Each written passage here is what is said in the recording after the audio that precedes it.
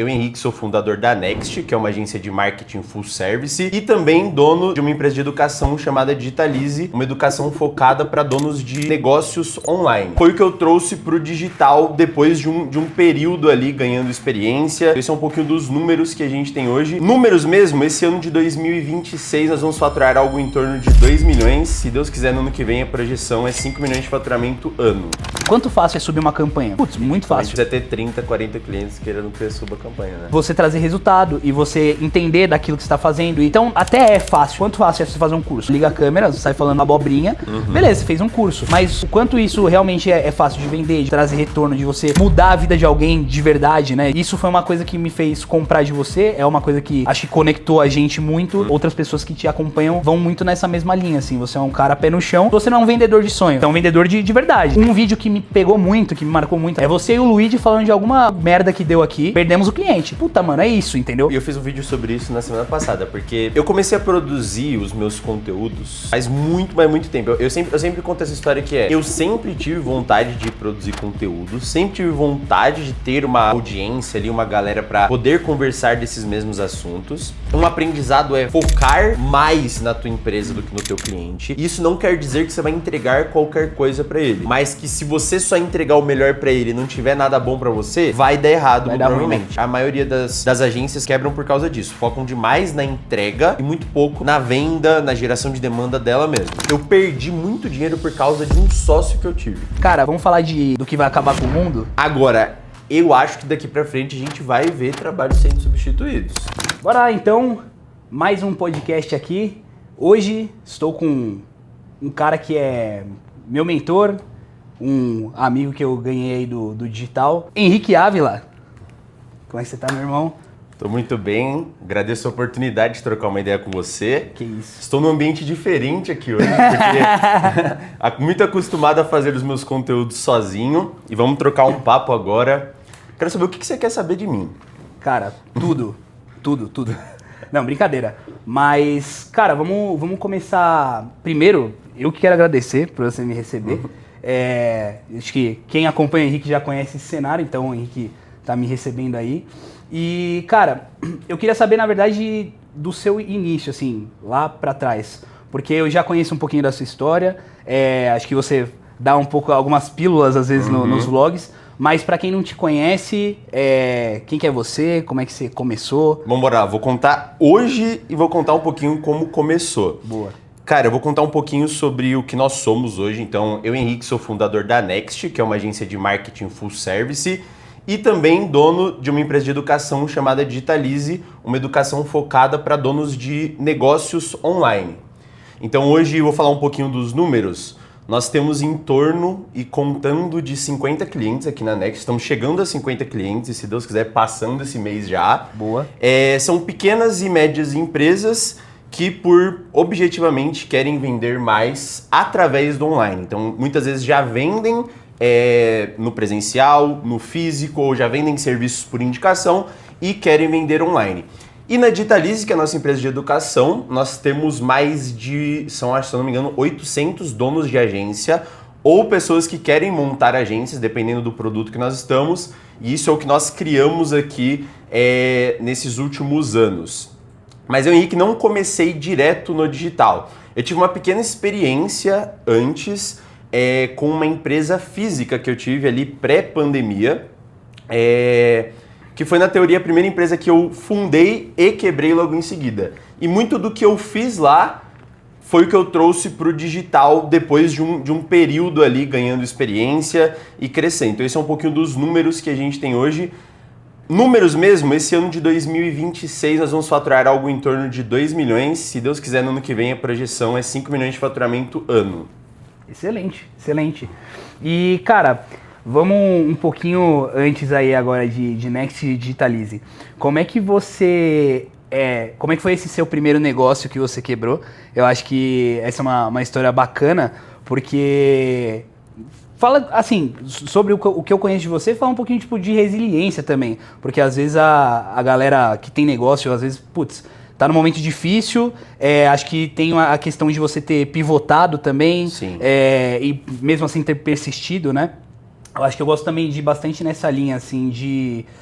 Cara, tem muita gente que tá muito perdida também, ao mesmo tempo que tá fazendo alguma coisa, tá meio perdida, sabe? E aí eu acho que sua história pode servir como um aprendizado aí pra galera. Eu comecei essa primeira empresa, eu tava bem perdido para falar a verdade. Então, eu tinha recém feito 18 anos e me formado na escola. E aí eu tava na indecisão de todo jovem que vai começar uma vida ali. Então, por alguns contextos, quando eu tinha 18 anos, eu já fui morar sozinho. Então, eu já tinha algumas responsabilidades.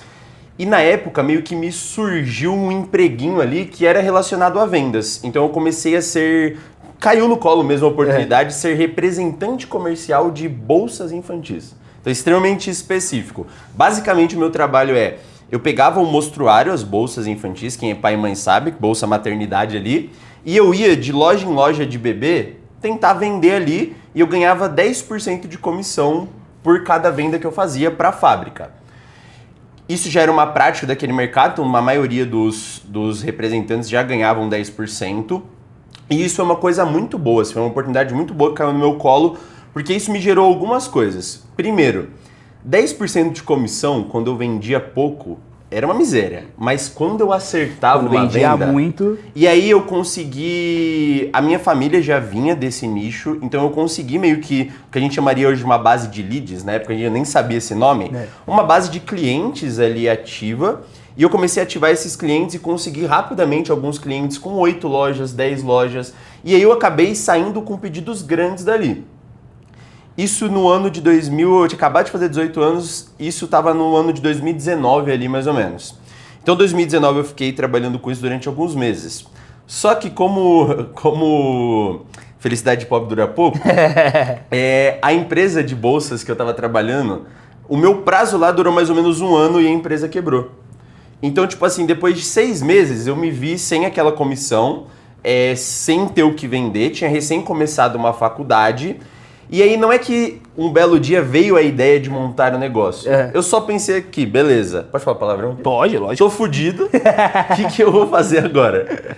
Aí, a única coisa que eu tinha na mão na época, o meu único recurso, eu morava numa kitnetzinha de 35 metros ali no Brás. Já morava sozinho? sozinha? Já tava morando sozinho já fazia uns 8 meses, 10 meses.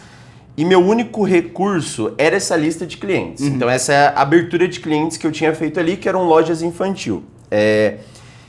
Aí basicamente o que eu pensei na minha cabeça? Cara, eu vou até eles e vou perguntar o que eles estão precisando de produto e se eles têm alguma indicação de outra fábrica que eu possa me tornar representante. Porque o interesse da fábrica é ter um representante que conecte ele às lojas e as lojas querem comprar bons produtos ali e estão dispostas a comprar. É até muito diferente do nosso mercado digital de hoje, porque normalmente no mercado digital, isso é uma coisa muito maluca que acontecia na época.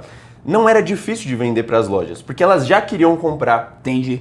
Entendeu? Hoje no digital, por exemplo, a gente tem que ficar forçando a venda, tem que ficar fazendo 208 calls. Não, se eu chegava com um bom produto, a pessoa me recebia, queria comprar. Então eu não consegui me inscrever em nenhuma outra fábrica para me tornar representante. E aí, como eu já vinha de uma família, por exemplo, meu pai teve fábrica de bebê, a minha mãe, que na época, pelo contexto de eu morar sozinha, ela estava morando lá nos Estados Unidos, também já teve fábrica de bebê, então eu cresci nesse cenário ali de marcas infantis, 100% chão de fábrica mesmo. Sim. Então eu tinha uma breve noção de como funcionava ter uma fábrica, tinha tido a experiência de passar um tempinho ajudando essa fábrica de bolsas também como na parte de vendas, mas conhecia internamente, conhecia como funcionava ali.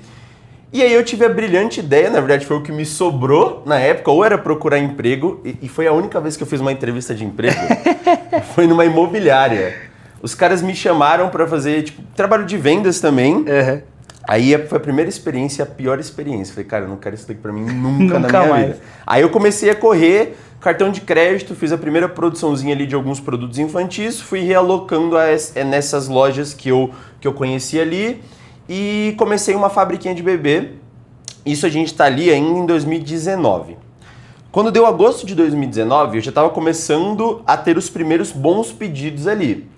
E aí era isso, eu tinha o acesso à loja, eu tinha pessoas querendo comprar, eu só não tinha a produção boa. Então a minha produção era muito lenta, porque eu tinha pouco dinheiro, pouca estrutura. No final de 2019, eu peguei um grande... A gente fazia muito isso na época da fábrica, nem sei se ainda se faz isso.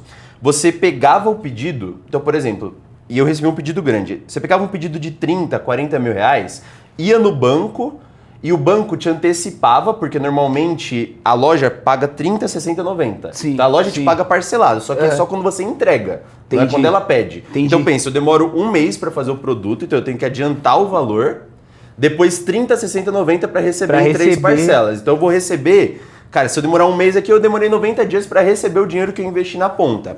Então o que eu fiz? Peguei um pedido, fui lá, peguei no banco, obviamente o banco cobra um absurdo de juros, e montei a minha primeira fabriquinha ali com esses 30, 40 mil do pedido. E aí, cara, foram assim, 6, 7 meses que parecia um sonho. Já tava com 19 anos, cheguei a ter 8 ou 9 funcionários naquela época. Caraca, cara. Tudo girando o pedido. Pegava o pedido, pegava o boleto, jogava o boleto no banco, devolvia, produzia, ia correndo.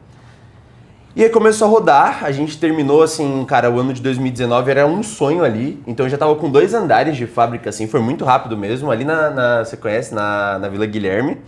E a gente tava com 2 andares de fábrica, e aí nós começamos o ano de 2020 com um baita planejamento. Voando, é um dos melhores meses para esse nicho infantil.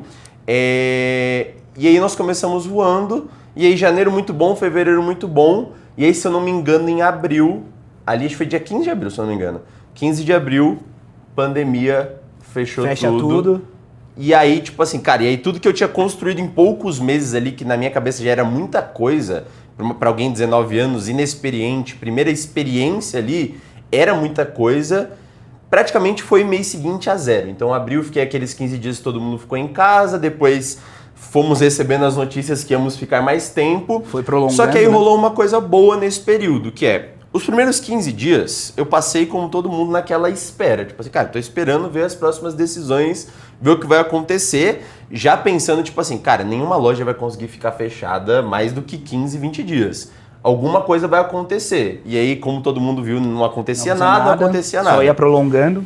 E aí, cara, eu fiquei fuçando no computador coisa pra fazer. Então, tipo assim, cara, eu não tinha absolutamente nada pra fazer, minha fábrica tava fechada, todos os funcionários estavam em casa, eu tinha muito produto parado de pedido que ficou no meio lá.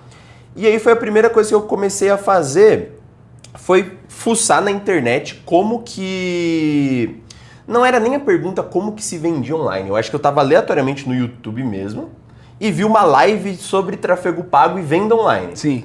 E aí já começou aquele burburinho, tipo assim, cara, se minha loja tá fechada, eu preciso ir pro Vende online. online. online. E isso não era comum para nenhuma empresa praticamente. Sim. E aí eu internamente na fábrica, passado ali uns 30 dias vendo que não ia voltar rápido, comecei e criei um Instagram da minha própria empresa ali, chamava Avila Baby. E cara, comecei a vender os produtinhos online. E aí eu caí numa live do Pedro Sobral e comecei a aprender a fazer anúncios, primeiro para minha marca ali. Para a sua marca. Então eu comecei a rodar os primeiros 10, 15 reais por dia de anúncio, fazendo uma campanhazinha de mensagem para receber leads para vender os meus próprios produtos. Em seguida, uma cliente lá da Bahia perguntou se eu não conhecia nada sobre. Aí eu falei, eu tô fazendo aqui para mim, se quiser eu posso testar para você. O Henrique pra mim é assim, mano, você quer comprar? Eu tenho pra vender. Eu tenho pra vender. Você quer vender, eu compro. O cara é... É exatamente assim. E aí? Exatamente. Eu sempre fui assim. A criação da fábrica foi exatamente assim. Tipo, alguém tinha algo pra me vender, eu ia lá e comprava. Eu lembro que, tipo assim, cara, E a fábrica era grande. Eu lembro que, cara, pra vocês terem uma ideia, e eu sou esse cara louco mesmo. Vendeu, eu tô comprando. E aí, tipo assim, eu lembro que a gente já tava em 6 meses de fábrica, tinha uma máquina de bordar, que você não tem ideia. Pegava esse escritório inteiro aqui, ó, gigantesca. Foi, os 30 mil do primeiro pedido foi só nela, que era o que mais atrasava o lado. Mas o resumo da história é, peguei a minha primeira cliente ali no comecinho da pandemia. Eu lembro que o Pedro Sobral nem indicava o quanto cobrar, mas eu comecei a olhar ali e fuçar. Lembro que eu cobrei meus primeiros 500 reais para fazer um serviço de marketing. De anúncio. E aí comecei a fazer. Então, basicamente, a estrutura que essa loja lá da Bahia precisava também era o que a gente faz hoje ainda, que é, cara, ela tinha alguns bons criativos, fez alguns bons vídeos, tinha uns 2 ou 3 funcionários que estavam indo à loja e gravando conteúdo lá. E eu impulsionava o conteúdo e ela recebia mensagens, na época nem era WhatsApp ainda, era no direct do próprio Instagram. E ela realizava as vendas, se não me engano, através do Mercado Pago ou alguma coisa assim. Era uma estrutura bem ruim na época para conseguir fazer a venda. E aí eu comecei a fazer. E aí, como bom vendedor, como eu não tinha os produtos para vender, não tinha nenhuma loja aberta, eu notei que as lojas da minha região que eu vendia ali, que é a região do Brás aqui em São Paulo, também precisavam de tráfego pago. E aí eu comecei a vender, cara, esse servicinho de R$500 para eles só da gestão de tráfego pago. Nem lembro se a gente chamava de gestão de tráfego pago nessa época já. Isso ali em 2020. E aí teve aquela primeira voltinha da pandemia, não sei se vocês se lembram, que começou a reabrir, abrir em horários determinados. E aí a fábrica voltou a funcionar. Eu já estava com 3 ou 4 clientes de tráfego pago desse de R$500, mais ou menos. Tudo loja de bebê. E aí a gente voltou a produzir na fábrica. Só que o que aconteceu? A maioria dos materiais da fábrica eu comprava, por exemplo, tecido, malha, coisas desse tipo. Todas vinham da China. Entendi. E a China foi o primeiro lugar a fechar 100%. Quando voltou, todo mundo queria comprar malha. E aí os caras tinham pouco para vender. O que aconteceu? O preço subiu. Triplicou praticamente. Então, quem é desse nicho de confecção vai saber. Por exemplo, o quilo da malha, que era mais ou menos 6 metros de malha, ou 3,5, alguma coisa assim, custava R$20 pré-pandemia. Quando voltou, custava R$60. Que era a base do produto inteiro. E aí, como posso dizer, em outubro ali, a gente até insistiu, pegou tudo que a gente tinha de material. Ali em outubro, a gente viu que não ia dar mais para manter a fábrica. E aí, meio que em novembro ali deu o estalo de tipo assim, cara, de novo, a única coisa que eu tenho na mão é o tráfego pago. E aí eu tenho uma foto que ela é bem emblemática, assim, que eu tava muito ferrado de grana nessa época. Basicamente, tudo que eu tinha construído ali de equipamento, coisa desse tipo, eu vendi para pagar e mandar embora os funcionários que eu tinha. E aí me sobrou um dinheiro no cartão, que foi o primeiro dinheiro que eu investi nessa parada de marketing ali, que foi comprar um computador, na época ainda burro. Vocês conhecem o Luigi hoje, quem me segue conhece. O Luigi ainda me fez comprar um computador de mesa. Pior decisão que eu podia tomar na minha vida. Me fez comprar um computador de mesa, lembro que a gente foi lá na Santa Efigênia, isso daí era mais ou menos novembro de 2020, comprei um computadorzinho para trabalhar, que o que eu tinha era muito ruim. E chegou um dia que virou a chave e falei, cara, agora que eu resolvi tudo da fábrica aqui, virei gestor de tráfego pago, é o que eu tenho na mão. E aí foi indo, cara. Fui o pessoal querendo comprar, eu fui vendendo, um indicando para outro, um precisando. As lojas voltaram muito ruim, assim, tipo, o movimento voltou muito, muito ruim. E aí foi como eu meio que comecei a minha jornada, meio empurrado ali no tráfego pago. E aí foi quando começou a jornada, não existia Next, não existia absolutamente nada, era só eu, um computador na casa que eu morava, já tinha mudado para uma casa maior, mas era eu, um computador e alguns clientes. Aí passava a maior parte do dia fazendo reunião, a outra maior parte do dia no gerenciador de anúncios e estudando muito, muito, muito. E aí, cara, o ano de 2020 foi assim, e aí 2021 eu fui tocando e fazendo tráfego pago. Aí eu lembro que, cara, passado um ano, que foi quando eu fundei a Next, outubro de 2021, eu já deveria faturar ali com a minha agência não, né? Como gestor de tráfego uns 12, 15 mil reais. Então foi o que me sustentou ali naquela época. Eu era muito novo, mas já tinha muita conta para pagar, muita conta para pagar. E aí foi o que me sustentou ali, foi organizando a minha vida depois. Cara, muito bom, muito bom. A vida te levou a ser gestor de tráfego, te empurrou para isso. E aí, sabe o que eu ia te perguntar? Cara, você era muito novo, tipo, você tinha 19, 20 anos, 19, 20 anos.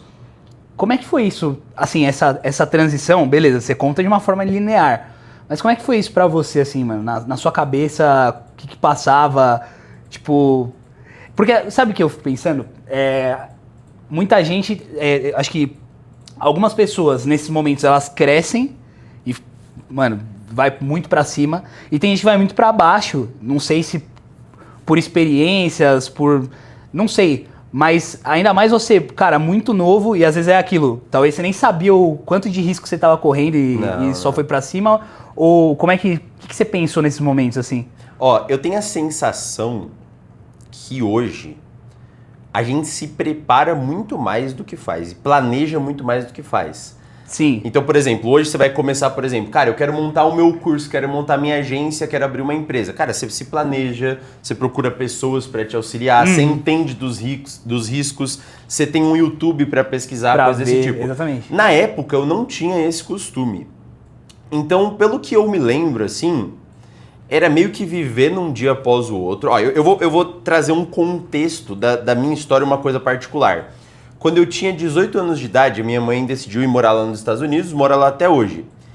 E aí a minha única missão, e aí, tipo assim, então o pessoal fala assim, ah, sua mãe é milionária. Não. Então, tipo assim, pai e mãe trabalhador, tinha aquilo ali, eles não podiam ajudar, não ia ter ajuda, né? Não ia ter suporte. O máximo que eu poderia fazer é, se você quiser vir para os Estados Unidos, a gente vai dar um jeito de você vir. E a minha única missão era não ir. Não ir. Entendeu? Tipo assim, a única missão que passava pela minha cabeça é, cara, eu tenho que... Acho que era esse meu planejamento. Cara, a única coisa que tem que acontecer é eu não precisar ir pra lá, porque eu não curti a ideia. Não curti a ideia nem de ser imigrante em outro lugar, nem de recomeçar do zero ali, nem de morar com pai e mãe, que eu já vou dar a regra que se passou dos 20, tá morando com pai e mãe, pra mim já não... Já não compensa. Já tá errado, já não compensa. Como é que é o Chico falando no grupo lá? Não se ia acabar. Não se ia acabar. Passou disso pra mim, então eu sempre já tive essa ideia na cabeça. Eu vivi dos 15 aos 18 me preparando pra sair da casa da minha mãe. E aí a minha única missão era essa. Não viver o American Dream. Não viver isso. Então, tipo assim, cara, eu queria ter minha própria vida, queria andar com as minhas próprias pernas. Eu sempre tive essa cabeça, quando eu já era jovem, mais independente, que eu não queria de nenhuma forma depender do meu pai e da minha mãe.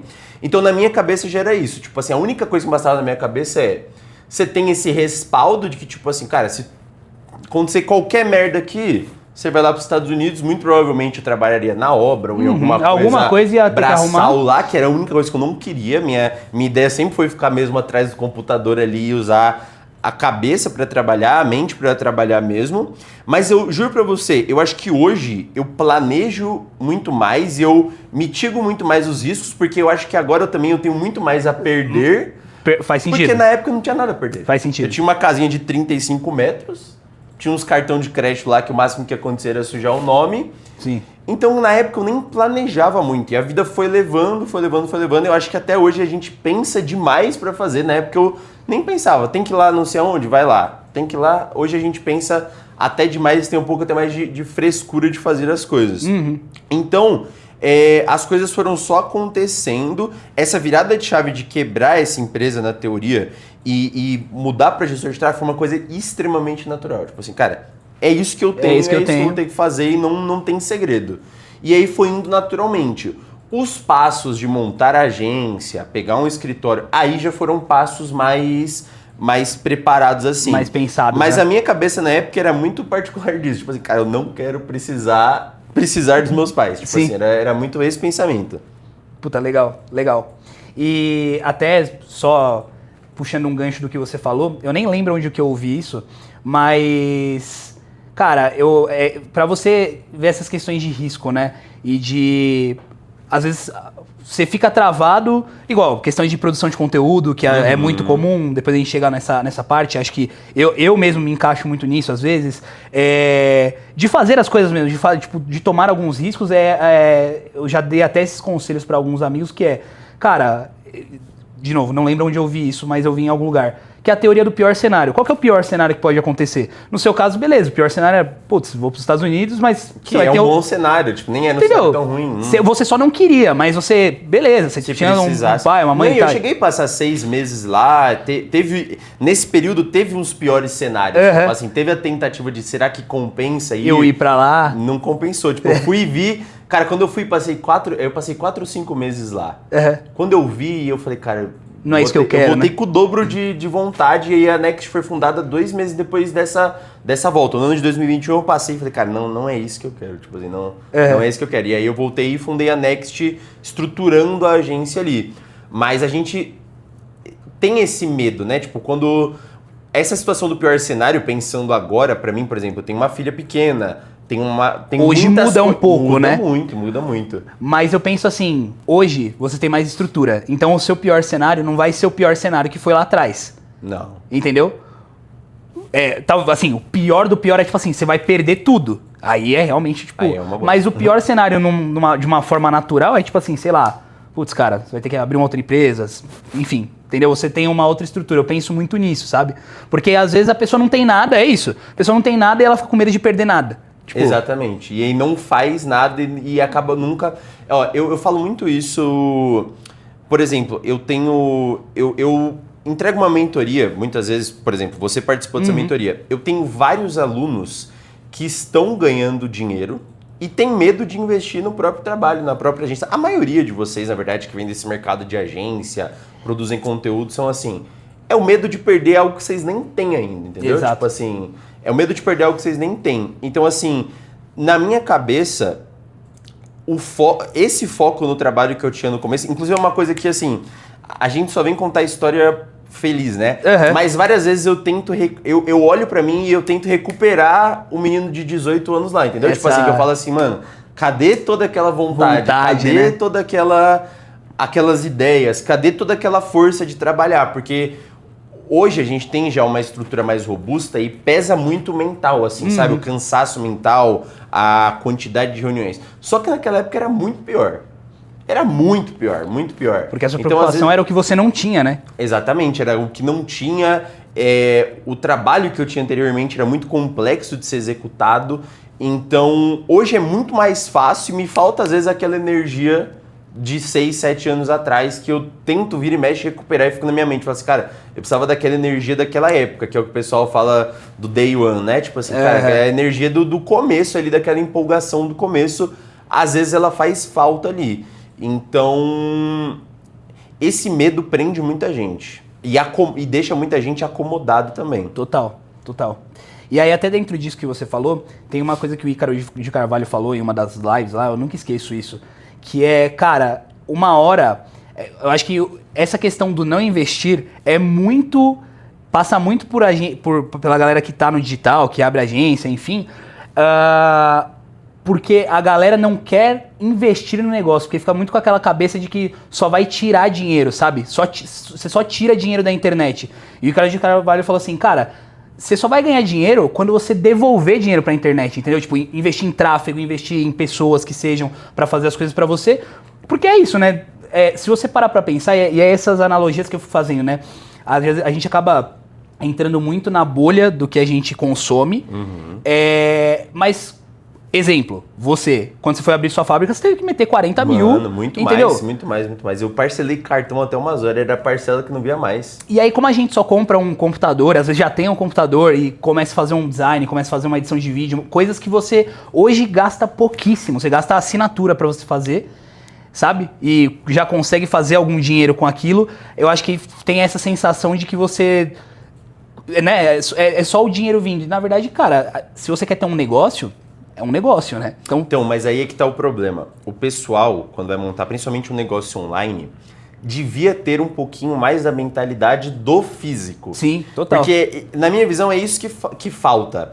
Então, por exemplo, como na maioria das vezes o que você vai produzir no digital não é tangível... Por exemplo, cara, que você vai contratar um designer para produzir os teus posts... Não é uma coisa tão tangível que você pega na mão. Por exemplo, cara, quando eu fui montar minha fábrica, eu comprava uma coisa, o material, eu via né? aquela parada ali, entendeu? Tipo assim, eu comprava 10, 15 mil de matéria-prima, eu ficava uma pilha de coisa ali naquele canto. E eu sabia que daquilo ali ia vir dinheiro. Aquilo ali era dinheiro, né? Quando você olha Exato. pro digital, você não consegue fazer essa conta. Só que quando você começa a crescer, entender de números, entender da parte mais técnica, aí você começa a aprender... a realocar esses investimentos no local certo. Total. Então tem um momento onde você vai investir em uma coisa específica que ela gera retorno de curto prazo, por exemplo, anúncio, esses investimentos mais rápidos que já é para gerar lead, coisas do tipo. Só que tem outras coisas que não vão gerar um resultado tão rápido. Imediato, não né? Tão imediato assim. Antes da gente começar aqui, eu falei, cara, eu tô querendo investir numa câmera, por exemplo. Vai custar na casa dos 10 mil a câmera, mais 5 mil a lente. Eu não comprei ainda porque é isso. Eu não sei, eu não consigo de forma linear saber como aquilo vai virar retorno, o dinheiro. Né? Mas é um investimento que eu tenho que fazer aqui na minha agência, por exemplo. Então, o pessoal que está abrindo uma empresa digital normalmente não tem a mentalidade que seria uma boa mentalidade. Porque o cara que vai abrir um negócio físico, ele sabe que ele vai sofrer 2, 3, 4 anos. Ele tem que ter dinheiro para fazer o negócio, ele tem que ter dinheiro para investir. Quem vai abrir um negócio digital, acho que no primeiro mês já vai viver dele, já vai ganhar muito dinheiro. E eu fico pensando que é mais te vendem essa ideia do que você pensa nessa ideia, entendeu? Era aí que eu ia chegar. Uma coisa que me fez comprar de você foi que você, mesmo nos vídeos do YouTube, né, eu já vejo praticamente desde que deu aquela primeira estourada ali, acho que eu vim dessa leva. E aí eu comecei a ver por que acontecia. Naquela época, hoje eu tenho agência e tudo mais, e naquela época eu, cara, nem lembro quanto faturava, eu faturava pouquinho, assim, já Você faturava... tinha recém saído do CLT, né? Recém 6 saído... meses, 8 meses? Não, mais. Já tinha, assim, ó, na teoria a agência já tinha 1 ano. 1 ano. Só que eu tava perdidaço, assim, eu tinha... O que acontecia? Na verdade, eu já tinha alguns clientes pequenos ali que custeavam a minha vida. Na época o Rodrigo trabalhou comigo antes dele ir pro Canadá, o Rodrigo tá ali nos bastidores. E aí era eu e o Rodrigo fazendo tudo, e aí depois o Rodrigo falou, cara, vou pro Canadá, não vou conseguir e tal. E aí, tipo, voltou tudo aquilo pra mim. Então, sei lá, deve ter sido, essa janela deve ter sido uns 2 anos. Então, no final do ano, que foi quando se soltou alguns vídeos ali, eu comecei a ver, e aí o ponto que eu quero chegar eu senti o Rodrigo Vinhas falar, verdade vende. E, mano, isso é muito real, porque eu já tô no digital, assim, com a agência, 2 anos, estudando, já fiz lançamento, enfim, a gente já conversou sobre isso, há pelo menos uns 6, 7 anos, talvez 8, uns 7 anos. Então, cara, eu já cansei de ver promessa de, você vai ficar milionário rápido e tudo mais. Eu sempre fui um pouquinho mais pé no chão, mas sempre acreditei que era possível. Talvez das maneiras erradas, assim, de que, putz, ia ser rápido e tal. E não é rápido, spoiler, né? Não é rápido. Não. Só que qual que foi o ponto? Eu comprei de você porque eu vi, primeiro, você tava vendendo uma coisa pra agência, mas você tem a sua agência.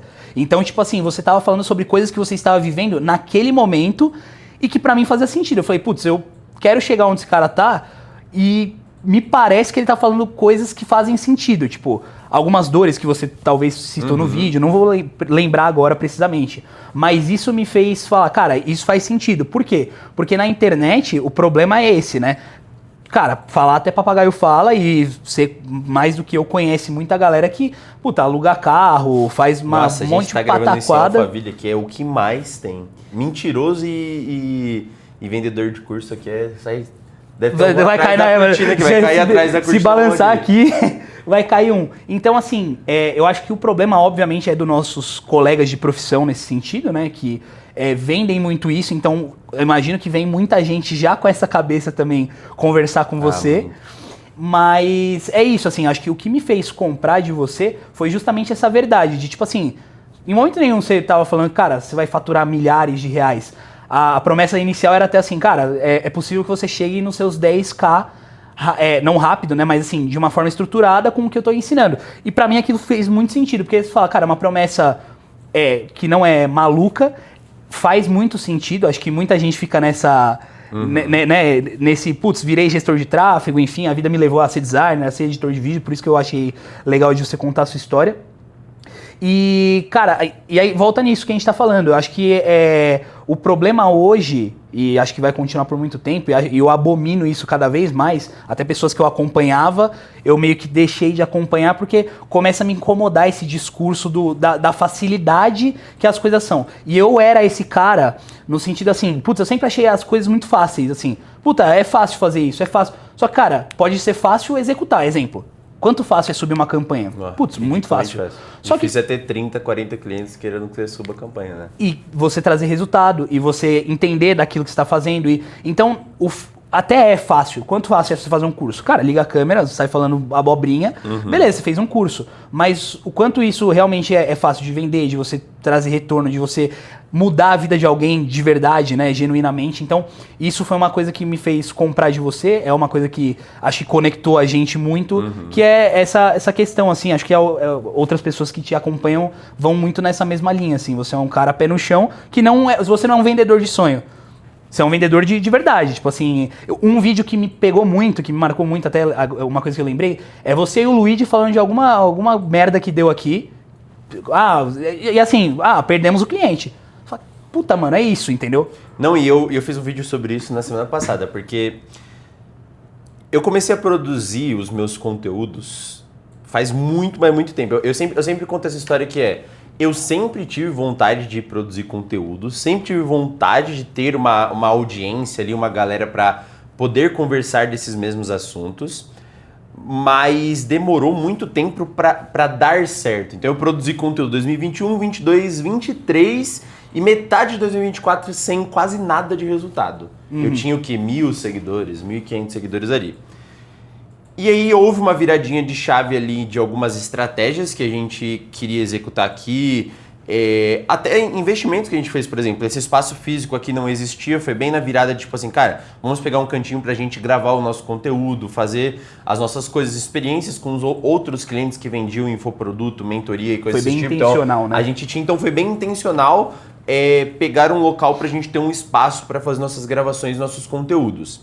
Só que eu lembro muito do que o Lucas me acompanha nisso, que é o nosso editor. Eu fiz um desafio pra mim mesmo, que eu queria começar no YouTube, que eu ia fazer, acho que 45 vídeos todo dia.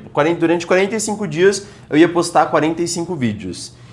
E eu fiz, se eu não me engano, 35 ou algo. Você queria mais. Era 60 e eu fiz 45, não era? Você ficou doente, eu prometi que ia fazer 60 vídeos seguidos, e aí eu acho que parei no dia 45 ali. Juro pra você, nenhum vídeo passava de 100 views. Nenhum vídeo passava de 100 views, e eu fazia. Mano, e se você olhar o conteúdo, eu sei ver conteúdo, o conteúdo era bom, era bom. E fazia, mano, e dedicação. Fazia mapa mental, colocava ele pra editar, as thumbs são boas. Só que, o que eu tava tentando fazer? Eu tava tentando replicar exatamente o formato de outro cara que eu gostava de consumir e que não tinha nada a ver comigo. Até tinha a ver comigo, mas não tinha nenhum diferencial claro, não tinha... Era muito parecido com o conteúdo dele, só que voltado para outro segmento. Entendi. E aí não emplacava o conteúdo, Aí eu comecei a... E aí nisso eu já tinha um infoproduto, e eu vou falar em números, vendia coisa de 4 mil, 5 mil por mês, com 1.000, 2.000 de anúncio. Então assim, para a estrutura de agência, que na época a gente deveria estar faturando 50, 60 mil, não era nada, era 10% do faturamento, não era nada. Então era para ter desistido naquela época. Basicamente a gente insistiu no projeto, começou a desenvolver outras coisas ali no final de 2024, ali em novembro, em dezembro até. E aí na virada do ano a gente tentou um planejamento novo que era... Cara, que tal a gente começar a fazer um conteúdo que a gente gosta de consumir mesmo? E aí começou a ideia de tentar fazer vlog, que era um conteúdo que quase na época, hoje tem muito, mas agora na época, no marketing quase não tinha ninguém fazendo. Tinha morrido bem, né, essa questão de vlog. Tinha morrido bem, É um conteúdo que é chatinho de fazer, porque, tipo assim, vlog é uma parada que, tipo assim, você tem que estar de bem com a vida pra gravar. Eu sou muito assim, tipo, mano, o dia que eu tô... da pá virada com a vida, eu não consigo gravar um vlog. Então, tipo assim, pra você fazer volume de conteúdo é muito difícil. Você gravar o dia todo, por exemplo, se eu sentar aqui, eu gravo 2, 3 vídeos do YouTube olhando pra câmera. Talvez eu não grave 2, 3 vlogs num dia. Não tem nem dia suficiente pra ter conteúdo pra isso. Sim. Só que a gente começou a insistir nesse formato de vlog. E aí eu lembro muito que no final do ano de 2024, os vídeos não passavam de 100 views. Eu lancei um primeiro teste de vlog que eu fiz com o celular, que deu tipo 300 views. Aí eu falei, eu já falei que eu não vou parar de fazer. Já deu 3 vezes mais que o que eu tô fazendo normal aqui, dos 45 vídeos pra trás que eu fiz que não tá dando certo. Aí fomos pro final do ano, eu falei, cara, na virada do ano eu vou colocar um desafio pra tentar fazer vlog e vou começar a me desenvolver nesse tipo de conteúdo. E aí, no primeiro vlog em sequência desse, eu comprei um equipamento, comecei a produzir um vlog com mais qualidade. O primeiro, que é um dia na minha agência de marketing, tipo assim, eu tava saindo de um vlog de 300 views. Eu acho que ele deu 2 ou 3 mil views no primeiro dia. Aí eu falei, nossa, acertamos o formato aqui. E aí o bom da coisa como eu sempre pensei na estrutura, acertei o conteúdo e começou a vender no dia seguinte. Por quê? Já tava com a página boa, já tinha página boa, já tava tinha pronto, curso, né? Já tava tudo pronto. Já tava sendo vendido. E aí eu lembro que desse primeiro mês, janeiro do ano passado, a gente saiu de 5 para 15 de faturamento com o infoproduto. E aí, mês a mês, a gente foi melhorando e fazendo. Até o momento, eu não digo que a gente tem como a gente viralizou e tá gigantesco, mas eu saí de 1.000 para 22 mil seguidores em um ano. O nosso canal do YouTube deve ter uns 7, 8 mil pessoas, só que é uma galera extremamente engajada. Muito qualificada, né? Saíram daí quase 800 alunos no prazo de 1 ano e 3 meses. E o mais legal é que, cara, nenhum desses conteúdos é contando mentira ou contando história. Então, como eu vejo esse cenário, por exemplo, se você pegar outros donos de agência, o cara do marketing, pega esses 24 horas na vida de um cara do marketing. É carrão, a vida é sempre perfeita, o cara tem horário para fazer tudo, é a rotina mais perfeita do mundo. E a realidade é que não é assim. Ele só faz aquelas coisas pra ou gravar, para te né? vender ou para gravar. E eu sempre fiz mostrando a realidade. Então, às vezes eu abro o vlog contando, cara, perdi um cliente, por isso, nós erramos nesse sentido, o cliente errou nesse sentido, eu acho que a gente deveria melhorar essas coisas. E isso é uma parada que tem uma dualidade, que é, eu tenho certeza que eu venderia mais se eu contasse mentira, né? Mas eu acho que eu vou ganhar muito mais dinheiro no longo prazo contando a verdade e eu topo comprar essa briga de tipo assim, cara, vamos deixar pro longo prazo. Sim. Vamos construir algo sólido. Por quê? Nesses 6, 7 anos, quantas vezes você não viu o cara começando e parando e caindo? Várias Várias vezes. Então eu penso mais do ganhar dinheiro no longo prazo e construir algo sólido do que ficar contando mentira, investindo rios e rios de dinheiro para parecer alguém. Eu só mostro o que acontece na nossa agência, o que acontece na nossa vida e quais são as coisas que eu tô pensando ali naquele momento de vlog, com as pessoas que estão aqui no meu escritório, coisas desse tipo. Então eu tento o máximo possível me afastar desse posicionamento, dessa galera e criar o meu posicionamento, que às vezes é estratégico, às vezes não é estratégico, às vezes só acontece e dá certo. Como aconteceu esse formato que a gente executou. Legal. Mas eu acho que é muito nessa linha, cara. É um pouco bastante de autenticidade, que eu acho que você tem bastante, sabe? Você não é um cara... Você é um cara que vai contra a tendência normalmente, né? Então isso eu acho bem legal. E, pô, muito bom, muito bom. Agora, ainda entrando um pouco nessa parte, falando de Digitalize, de faturamento, enfim. Cara, aí... A agência, existe a Next, né, desde 2021? 22? 21. Então já tem... Vai para 5 anos já. 5 anos de Next. Nesse formato, 5 anos de... Eu tive uma virada de chave ali que foi, cara, agora eu preciso ter pessoas, coisas do tipo, então eu fiz esse investimento inicial para profissionalizar a parada. O negócio. E aí a gente conta daquele dia 1 como o dia que começou a agência efetivamente. E, cara, quais foram, dentro desses 5 anos, assim, óbvio que tem várias coisas, mas quais são os seus maiores aprendizados, assim, como dono de um negócio?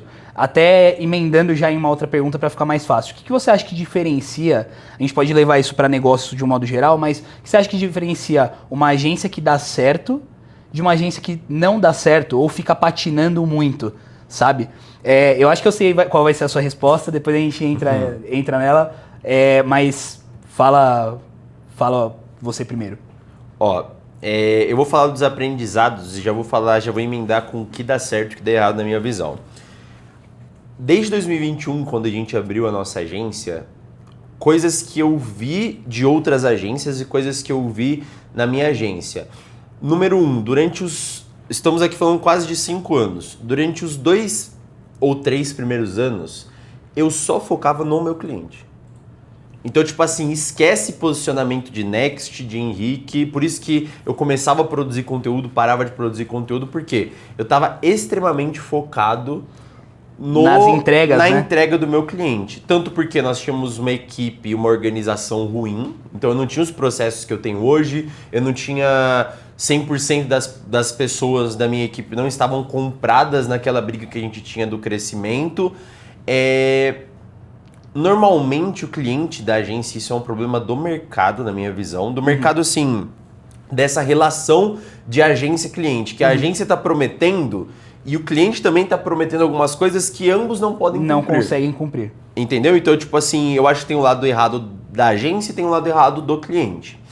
Então, grandes aprendizados que eu tive é que eu deveria ter na minha agenda, e isso para toda agência ou qualquer tipo de negócio que dependa do online, você tem que ter na sua agenda pelo menos de 1 a 2 horas para tratar o teu próprio marketing e vendas. Alguns dias vai ser o marketing relacionado a conteúdo, a anúncio. Outro dia é sentar do lado do teu vendedor e ver o que está acontecendo. Ou se você hoje tem um negócio de estar e você é o vendedor, você se concentrar em melhorias específicas. Eu vou dar um exemplo, cara. Se você vê a carga de trabalho que a gente teve hoje, hoje não, né? Nessa semana aqui, por exemplo, reformulamos todas as nossas propostas comerciais, revisamos a identidade visual de um projeto novo que vai entrar para a Next, de um estilo de posicionamento que a gente quer ter. Então, 30% do gasto de energia da equipe inteira Next essa semana foi com ela mesma. Sim.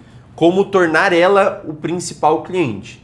E demorou muito mesmo para que a gente tomasse, para que eu tomasse essa decisão de tipo assim, cara, o cliente é uma prioridade. A Next só existe por causa dos clientes que ela tem. Mas o cliente vai embora. O cliente vai me deixar. Se eu focar demais nele e focar menos em mim, é uma relação que é injusta, porque, cara, se vir alguém mais barato, se vir alguém com uma ideia diferente... quantas vezes eu já não tive bons clientes que mudou a gestão da empresa e o cara adorava o nosso trabalho, dava resultado e a gente foi embora. Aconteceu... Eu contei na imersão que a gente fez, um cliente, eu vou falar o nicho de hotelaria, que meio que nos mandou embora, né? Aí, a gente tá entrando antes da aula agora. Olha aqui. Fulana está ligando desesperada por causa do hotel. Faz 6 meses que ela não é mais cliente nossa. E ele comentou de manhã, falou, cara, tão ligando aqui porque tá dando errado. Porque tá dando ruim, né? Então, tipo assim, 6, 7 meses depois, provavelmente ela volte ou não sei o que vai acontecer. Mas eu quero dizer que essa era uma cliente, por exemplo, que eu ficava, tipo assim, cara, dava vida pelo negócio dela. E não dava vida pelo meu próprio negócio. Sim. Então, quando eu virei essa chave, a gente começou a crescer, eu comecei a investir nas coisas que eu realmente acreditava para nossa agência, eu comecei a pôr dinheiro na frente esperando um outro tipo de resultado.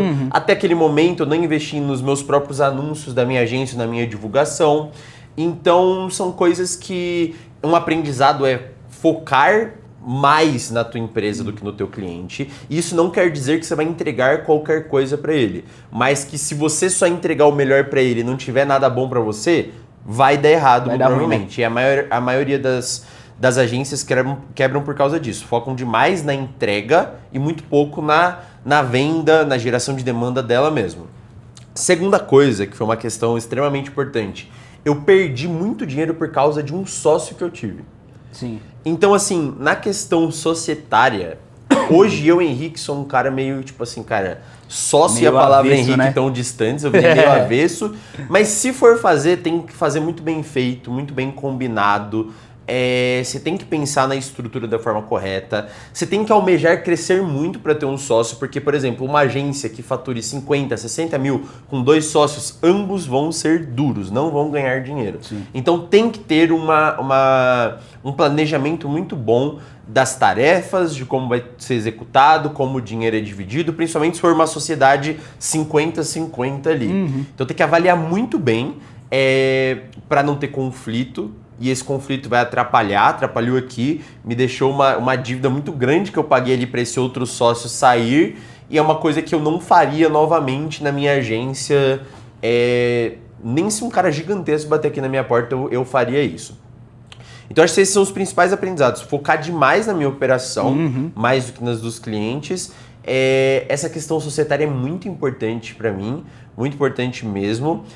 A terceira coisa, que é um aprendizado que está acontecendo, que é a parada de criar a minha marca pessoal e começar a produzir o meu conteúdo, não só como agência, mas como Henrique, me traz muito, mas muito negócio agora que deu certo, mas muito negócio mesmo. Enquanto eu não quero ter sócio, todo dia eu abro o direct, tem gente me oferecendo alguma coisa, ou querendo que eu faça parceria de algum projeto específico, ou querendo que eu entre como sócio de alguma coisa, ou vindo como cliente mesmo. Então, a parada de criar uma marca pessoal forte, ou seja, tá postando meus conteúdos, ter essa autenticidade, postar com constância, ter uma estratégia para crescer a audiência, foi uma das coisas mais positivas que aconteceu no último 1 ano e meio. E é uma coisa meio embrionária, assim, pra gente ainda, porque pra mim 20 e poucos mil seguidores é pouco. E eu imagino quando a gente vai com 100, 200, 300 mil, quão grande vai ser as oportunidades que vão aparecer. Sim. Então acho que são essas três coisas, cara. Teve muitos outros aprendizados, mas acho que para falar tanto para o dono de agência quanto para o dono de empresa, esses são os três principais. Cuidado com o sócio, foca no teu marketing primeiro do que dos outros, e a criação da tua marca pessoal, uma das, assim, para dono da empresa, é um dos principais benefícios que você vai ter pensando em longo prazo. Total. Animal, velho. Animal. Eu acho que essa questão, assim, as questões que mais me pegaram, né? Acho que a última mentoria que a gente fez individual foi para falar disso, dessa questão de posicionamento e principalmente dessa questão dos clientes, né? Cliente, cara, vai e vem e você acaba ficando. E aí depois na imersão vocês ainda falaram mais... A gente citou acho que 3 momentos que a gente perdeu clientes grandes que a gente, tipo... imaginou que eles ficariam pro resto da vida com a gente. E eu sempre acreditei muito nisso. Porque eu sou um cara de bom relacionamento. Eu tenho relacionamento fácil. Então eu tenho bastante relacionamento com alguns clientes, assim. E por muitas vezes eu achava que essa era uma das coisas mais importantes. E aí depois, assim, ainda não passei, graças a Deus, por nada que abalasse a estrutura da agência, mas... já me preparei pra não acontecer. Então, tipo, agora se acontecer, tá tudo bem, não vai, ninguém vai morrer, eu não vou quebrar, porque eu me preparei pra isso, né? Acho que isso é uma coisa que você me trouxe, um aprendizado que eu acho que é o principal, assim. E o segundo, que aí a gente pode até entrar mais nisso, que é essa questão da marca pessoal, cara. Que é uma coisa que você já vinha falando há algum tempo, né? É óbvio que isso está sendo trabalhado pra você e tá funcionando. E que eu acho que é o grande diferencial de vários negócios. Duas coisas, né? Tem isso e tem a questão de... porque eu acho que isso acontece com todo mundo, né? Você tem o seu negócio, você foca muito no seu cliente, você quer entregar sempre o melhor pro cliente, mas não olha o seu lado, sabe? E os nossos clientes são assim também, né? Eles só olham pro lado deles. Eles só olham pro lado deles, por isso que eles acabam contratando a gente. Uhum. Agora falando mais sobre essa questão da marca pessoal. Isso eu acho que talvez seja a maior dica que você tem em relação à produção de conteúdo hoje, por exemplo? Cara, eu gosto muito de definir marca pessoal como se fosse a construção da tua reputação online ali.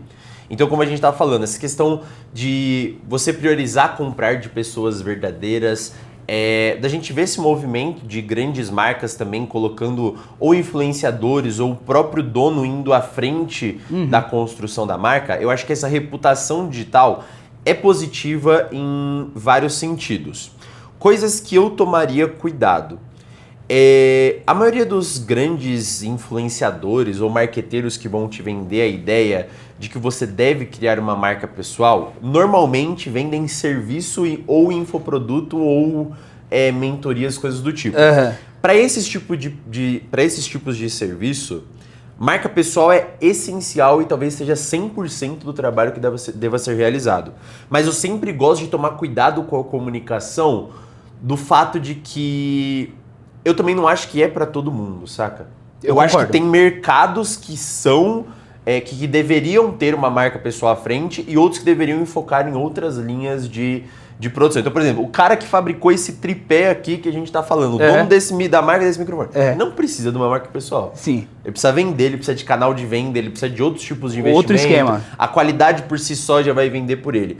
Agora, vai ser vendida a ideia de que todo mundo tem que fazer. Então eu queria setar essas expectativas de que eu não acho que é uma coisa para todo mundo, mas que se você vende serviço, se a tua marca, por exemplo, tem alguma relação com moda, tendências de mercado, relacionamento com o público, você ter uma reputação online e incentivar essa reputação online sempre será benéfico para a construção do teu negócio. Sim. Então, quando a gente fala, por exemplo, que o dono de negócio odeia o fato de ter que contratar uma agência. Quando você já tem a reputação, você já está um passo à frente. Exato. De ser contratado. Se existir um mundo onde algo vai explodir uma bomba e ninguém vai querer contratar mais uma agência, eu vou ter audiência suficiente para pivotar esse fazer negócio. Outra coisa, né? E isso serve para qualquer outro dono de empresa. Se acontecer uma nova pandemia, se acontecer uma crise, etc., a tua marca pessoal vai te levar para outros caminhos ali que sem ela você não iria. Então eu gosto muito de trabalhar, de ter sempre dentro dos meus clientes e dentro das estratégias que eu crio, alguém à frente da marca, um rosto que responda pela marca. E normalmente hoje, para uma estratégia dar certo, e dependendo do setor da empresa, tirando assim setor de indústria, coisas formais demais, ter essa pessoa à frente da marca eu acho que é essencial para o resultado acontecer. Total.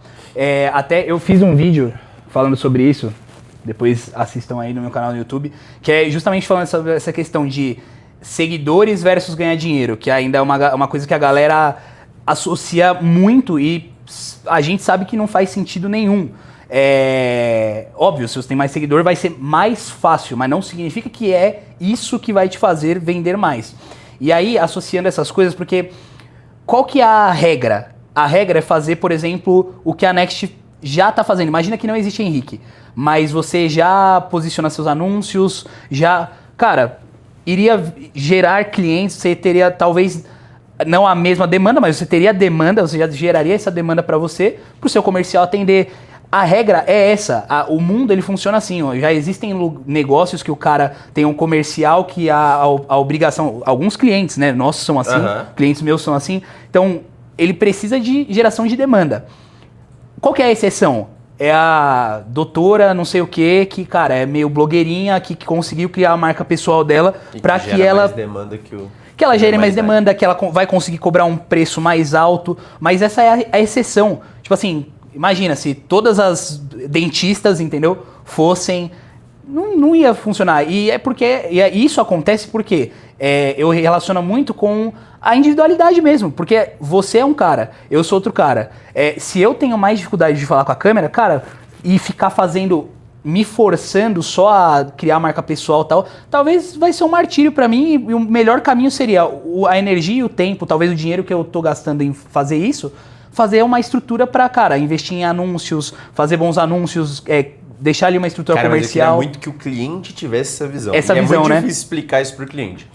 Vou falar da minha empresa e vou falar de empresas de alguns clientes. Aqui na Next, a maioria dos clientes que a gente fecha não são clientes que me conhecem, por exemplo, ou que vêm através dos meus seguidores. Isso se torna um plus para setar a reputação da nossa agência. Perfeito. Então, na minha construção, na minha estratégia, eu nunca esperei ter o número de seguidores suficientes para começar a vender. Exato. O que eu fiz basicamente eu sempre peguei 70%, às vezes 80% do meu investimento e criei algum tipo de estratégia que fosse gerar retorno imediato em leads e sempre deixei 20%, 30% desse orçamento para criar audiência. Para crescer sua audiência, perfeito. Então, por exemplo, eu sei exatamente o caminho, quanto vai me custar para eu chegar em 100 mil seguidores. Só que a verba tem que estar alocada onde gera o valor financeiro para os planos de agora. Não adianta eu colocar todo o dinheiro para o futuro, para a audiência, que eu não tenho garantia ali do exatamente o percentual que aquilo vai gerar. Eu posso ter ideia, eu posso fazer uma projeção. O que eu tenho ideia aqui o fato de setar a minha marca pessoal, de passar ali de 20 e poucos mil seguidores, ter um público engajado, poder chegar no meu cliente e falar, olha, eu tenho uma comunidade com mais de 140 donos de agência, de 140 membros de donos de agência que estão ativos, eu tenho não sei quantos alunos do produto tal, tal pessoa, isso já seta uma expectativa e já eleva a nossa reputação. Perfeito, autoridade dentro de uma mesmo, proposta né? comercial, nossa construção de autoridade. Mas a maioria dos clientes da Next não vão me conhecer antes de chegarem a uma venda com o vendedor. Eles vão me ver no anúncio ali. Eles vão ver a minha imagem no anúncio, mas eles não vão fazer essa associação à minha marca pessoal no início. Perfeito. Quem vai ter a obrigação de abrir os olhos do cliente são os vendedores aqui, é quem vai fazer a call de vendas com ele aqui. Pro cliente, só que aí isso é expectativa versus a realidade. A minha expectativa é que isso saia conforme a minha projeção e estratégia que eu fiz. O problema maior, eu acho que deve já ter passado por isso.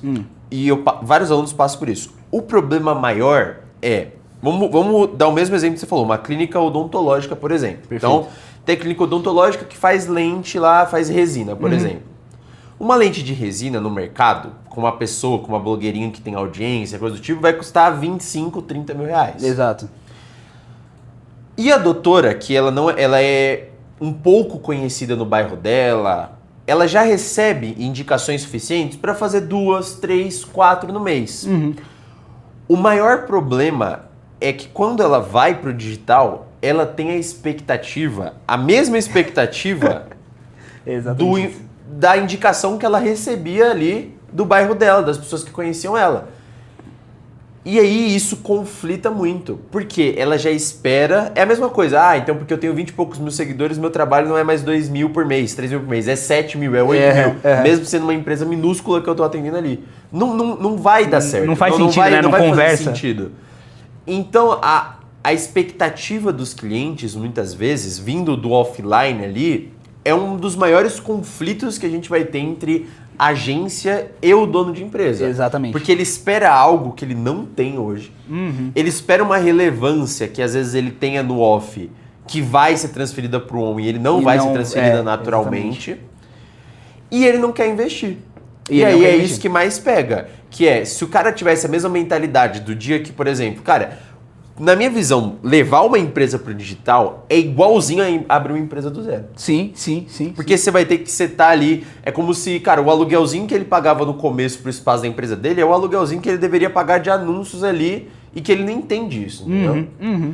A quantidade de energia, a dificuldade de vendas. Então esses são os maiores conflitos que a gente tenta resolver com o cliente quando a gente traz ele para o digital. Se a pessoa já tem uma marca pessoal, conteúdo forte, é muito mais fácil e natural que funcione. Mas quando você vai criar do zero é sempre um problema. Total. Então existe muito esse conflito que eu mitigo aqui, que eu sei como fazer isso dentro da minha empresa e que é difícil trazer às vezes clareza para o dono de empresa de que não vai ser a mesma coisa que no off, não é a mesma coisa que receber indicação e que ele não deveria depender de indicação, porque uma hora vai acabar. Exato. Até último ponto em relação a isso, é uma coisa que eu vi esses dias, né? Você chegou a ver aquele Uai Veículos? Eu gosto muito do modelo dele. Muito bom, né? É muito bom. Perco um tempo danado lá. Cara, eles estão postando 30, 20, não sei, é uma quantidade... 35, acho que por média 35 dias e eles chegaram a postar 140 vezes em um sábado. Cara, é uma quantidade abismal de conteúdo. E aí eles ganham pelo volume, e aí beleza, é legal, né? E aquilo ali é muito louco. Quem conseguir ver esse case, eu fiquei com vontade de fazer uma análise desse case no YouTube. Por quê? Se você pega um videozinho deles de 3 anos atrás, cara, é ele mais gordinho, de camisa, todo engomadinho, todo né? engomadinho, forçando uma voz aquele que não era padrão, dele, né? Aquele padrão de dono de loja de carro. E hoje em dia ele natural, falando umas coisas... virou um personagem. Aquele ali talvez seja ele na época que a câmera tava desligada. Talvez aquilo ali era sempre ele, mas às vezes dá o rec na câmera, a pessoa muda. Já muda, exatamente. Então, tipo assim, essa naturalidade, o jeito de se criar hoje em dia é muito bem feito. Esse case é muito bom. Não sei se é replicável, tá? Mas então, é aí que tá. Eu acho que ele é replicável, sim, mas não é pra todo mundo. Tipo assim, eu não sei se eu teria essa... Até por estrutura, por várias questões, entendeu? E aí existem duas coisas que o cliente não tem normalmente. E é uma coisa que eu deixei de fazer, tá? Não sei se vocês... Imagino que... Não é que eu deixei de fazer, mas acho que quando você seta aquelas questões de CP, enfim, coisas mais técnicas, mas enfim, que quando o cliente ele não tem estrutura financeira, por exemplo, o cara ele quer te pagar R$1.000, ele quer investir R$500 de anúncio, por exemplo, que já é muito pouco. E aí vender uma lente de resina 2 por mês de entendeu? 30 mil. E ele quer vender 20, porque ele tá contando que esses 20 mil que ele vai pegar, ele vai conseguir continuar te pagando. E aí você fala, cara, a vida não funciona desse jeito, né? E aí, até são questões que, pelo valor que eu cobro, ou seja, coisa que eu não faço, não abaixo mais o valor, sabendo assim, putz, eu tô abaixando o valor porque o cara não tem grana pra me pagar. Encaixar, tipo assim, você se encaixar no negócio dele, não ele... Porque o que acontece? O cara tá desesperado pra que aquilo aconteça, porque é o que você falou, às vezes ele já tem o negócio dele fatura ali 20, 30 mil, sei lá, só que ele tá tirando, vamos supor, se ele me paga R$2.000, se ele fatura 20, 25, é 10% do que ele fatura. E aí o cara fica desesperado para que você dê resultado para ele. Às vezes ele não vai ter disponibilidade de tempo para gravar, e aí isso já gera um conflito. Ele não vai ter dinheiro para investir em tráfego, ele tem dinheiro, e aí isso também é outro conflito. Uma estrutura para gravar é caro. Então tudo isso. Então quando você vai colocando essas coisas assim nos seus devidos lugares, eu acho que assim, quando você está começando qualquer tipo de negócio, você aceita meio que tudo e vai fazendo. Só que conforme você vai aprendendo, você fala, cara, isso aqui não faz sentido, porque é o que eu falei, qual que é a regra? A regra é essa, a regra é você ter, sei lá, um caixa que você possa investir, que você possa testar, que você possa, até que você chegue num bom resultado. A exceção é, em um mês eu estourei e beleza, dá certo. Então, cara, é mais ou menos, são coisas nessa linha que eu acho que todo mundo tem que começar a pensar, né? A forma que eu mitiguei isso, eu notei isso aqui, que a maioria dos clientes que eu perdia necessariamente era pela falta de estrutura que ele tinha ou porque ele estava investindo um dinheiro que ele não poderia para ter a minha estrutura aplicada no negócio dele. O que eu comecei a fazer? Eu tinha duas opções, ou perder a venda, e eu odeio perder venda, odeio perder venda, ou criar outros produtos que eu diminuiria a minha estrutura para encaixar na estrutura dele. E aí eu comecei a fazer isso, então eu comecei a entregar mais consultoria para esses clientes, ou seja, ao invés de usar mais da minha equipe, eu comecei a diminuir horas trabalhadas ali para tentar entregar algo mais completo para ele. Uma outra coisa muito boa foi usar o educacional nessa hora, de tipo assim, cara, infelizmente esses caras vão bater na porta de outras agências e os caras vão vender um sonho para eles. Exatamente. O sonho de que no primeiro mês já vai aquela agência vermelha lá é top. Exatamente. E aí os caras vão assim, vender a ideia do milhão para esse cara. E não vai acontecer. Um ou outro pode acontecer e eles vão usar como case, mas os outros 98 não vão conseguir fazer esse mesmo resultado. Então, eu tenho procurado ser mais realista com esse tipo de cliente, embora eles não queiram uma resposta realista. Normalmente eles querem um milagre mesmo, exato, porque existe o problema. O mesmo problema do mercado digital é o mercado das pequenas empresas também, que é o cara tá procurando o salvador ali do negócio dele. E tem muita promessa, né? Tem muita promessa. Tem muita promessa. Assim, pra todo mundo tem muita promessa. Só que eu adoraria que eles comprassem educação e não serviço, entendeu? Perfeito.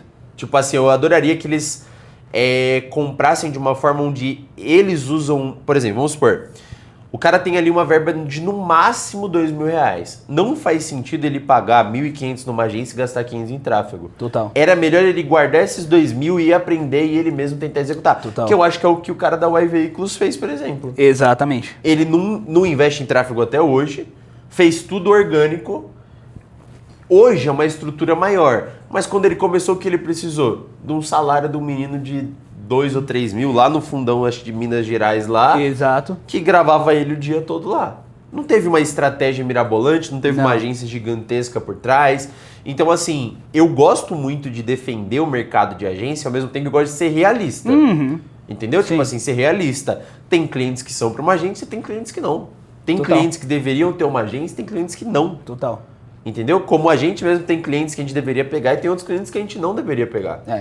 Então, eu gosto muito dessas outras estratégias alternativas, mas eu dou muito mais valor para quando o cliente já vem com um estudo por trás ou com vontade de aprender para que a gente possa auxiliar ele da melhor forma possível ali a criar uma estrutura com o que ele tem disponível de dinheiro. E para a coisa funcionar, né?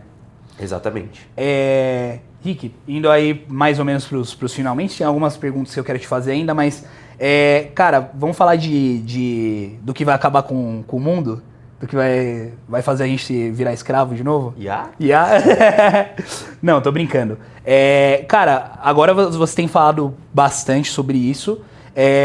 Eu lembro que uma época você era mais avesso a algumas coisas, mas... Ainda sou, inclusive. Sim, mas assim, falando especificamente hoje, que é o que eu comecei a usar também, que é o Cloud, que eu acho que tá mais próximo de fazer coisas reais, assim. Porque qual que é a minha visão, tá? IA sempre teve aí, IA sempre funcionou, sempre foi incrível, só que, de novo, faziam as promessas de que, você vai conseguir automatizar a sua agência, por exemplo. Eu vi um vídeo desse há muito tempo atrás, de automação de agência e tal, e eu... Criar agentes dentro da... Exato. E aí você fala, cara, beleza, isso é possível? É possível.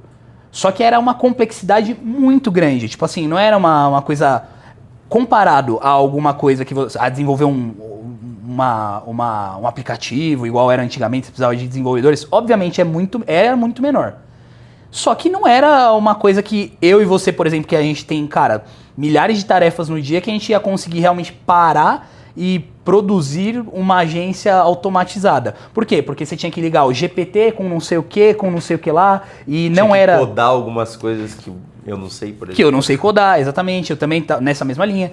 Aí algumas coisas clarearam de um tempo pra cá, que era a questão do N8N, aí sim, automações de WhatsApp que realmente funcionavam, que parecem pessoas realmente falando e tal, tudo isso eu acho que, beleza, eu acho que é bem tangível, acho que mais nesse sentido. Agora vem o cloud que realmente tá fazendo coisas que, por exemplo, o GPT já não faz. Que é fazer um carrossel, por exemplo. É óbvio que você vai ter que dar fazer ajustes finos. Lapidar, né, a parada. Um relatório. Coisas que, assim, a gente já faz, a gente já usa, por exemplo, outros aplicativos para fazer. Outras plataformas. E hoje você não precisa mais. E aí eu queria saber de você, assim, como é que você tá usando isso hoje? Como é que você tá enxergando o mercado em relação a essa questão de IA e tudo mais? Quando veio, por exemplo, quando eu testei a primeira vez o cloud, logo eu já notei, pensando assim, qual o uso que eu fazia de IA, por exemplo? Cara, troquei basicamente o Google pelo ChatGPT e pesquisa, correção de textos, coisas desse tipo. E eu adorava ver conteúdo genérico feito por IA, porque eu falava, cara, meu conteúdo é muito diferente, ninguém vai competir comigo fazendo conteúdo não é sobre IA, assim. Não é sobre automatizar tudo, tipo assim, não era sobre o cara criar todo o conteúdo e o cronograma dele com IA. Exato. O que eu vi de diferença quando surgiu o cloud? Que ele pensa de forma muito mais estruturada, então é sair do ChatGPT e trazer estruturas, mapas, coisas visuais e planejar melhor as coisas. Ele delira menos nas ideias também. E ele pergunta mais. E ele pede mais contexto. Ele pede mais contexto. Então nisso eu já gostei de cara. Aí eu vi uma primeira onda de algo que eu falei, pô, isso daqui uma hora vai crashar, que é, a galera começou já a pensar a substituir o mundo inteiro. Eu falei, cara, bom que as pessoas estão pensando assim, não vou pensar assim. Eu sempre gosto de encontrar a manada. Então o que eu falei, por exemplo, para os meus alunos? Eu falei, galera, mantenham a calma e pensem no seguinte, quais são as tarefas monótonas, chatas que vocês estão executando hoje, que de forma simples, sem mudar estruturalmente o trabalho de vocês, já dá para automatizar. E aí começar a pensar de forma estruturada para criar um projeto, não para mudar a tua agência da noite pro dia e substituir todo mundo. 3 a 6 meses, o que não é substituir, otimizar que a gente consegue fazer. Otimizar. Então, por exemplo, eu tenho em cima da minha mesa ali uma listinha com várias plataformas que a gente pagava. Por exemplo, eu pagava 200, 300 reais por mês para fazer relatórios, já não precisei pagar mais. Então já mudei o jeito que eu fazia relatório. Eu usava algumas plataformas para fazer coisas simples ali de atendimento. E aí é o que pega ainda, que é a minha grande questão ainda. Muita gente vai querer automatizar coisas complexas que na minha visão ainda não funcionam. Você mencionou, por exemplo, o N8N e atendimento ao cliente. Quando vem uma empresa lotada de demanda, que os vendedores não aguentam mais vender, que não é suficiente a equipe que se tem de vendas, aí eu já acho que faz sentido você aplicar IA para otimizar os processos da fala direta ali com o cliente. Sim.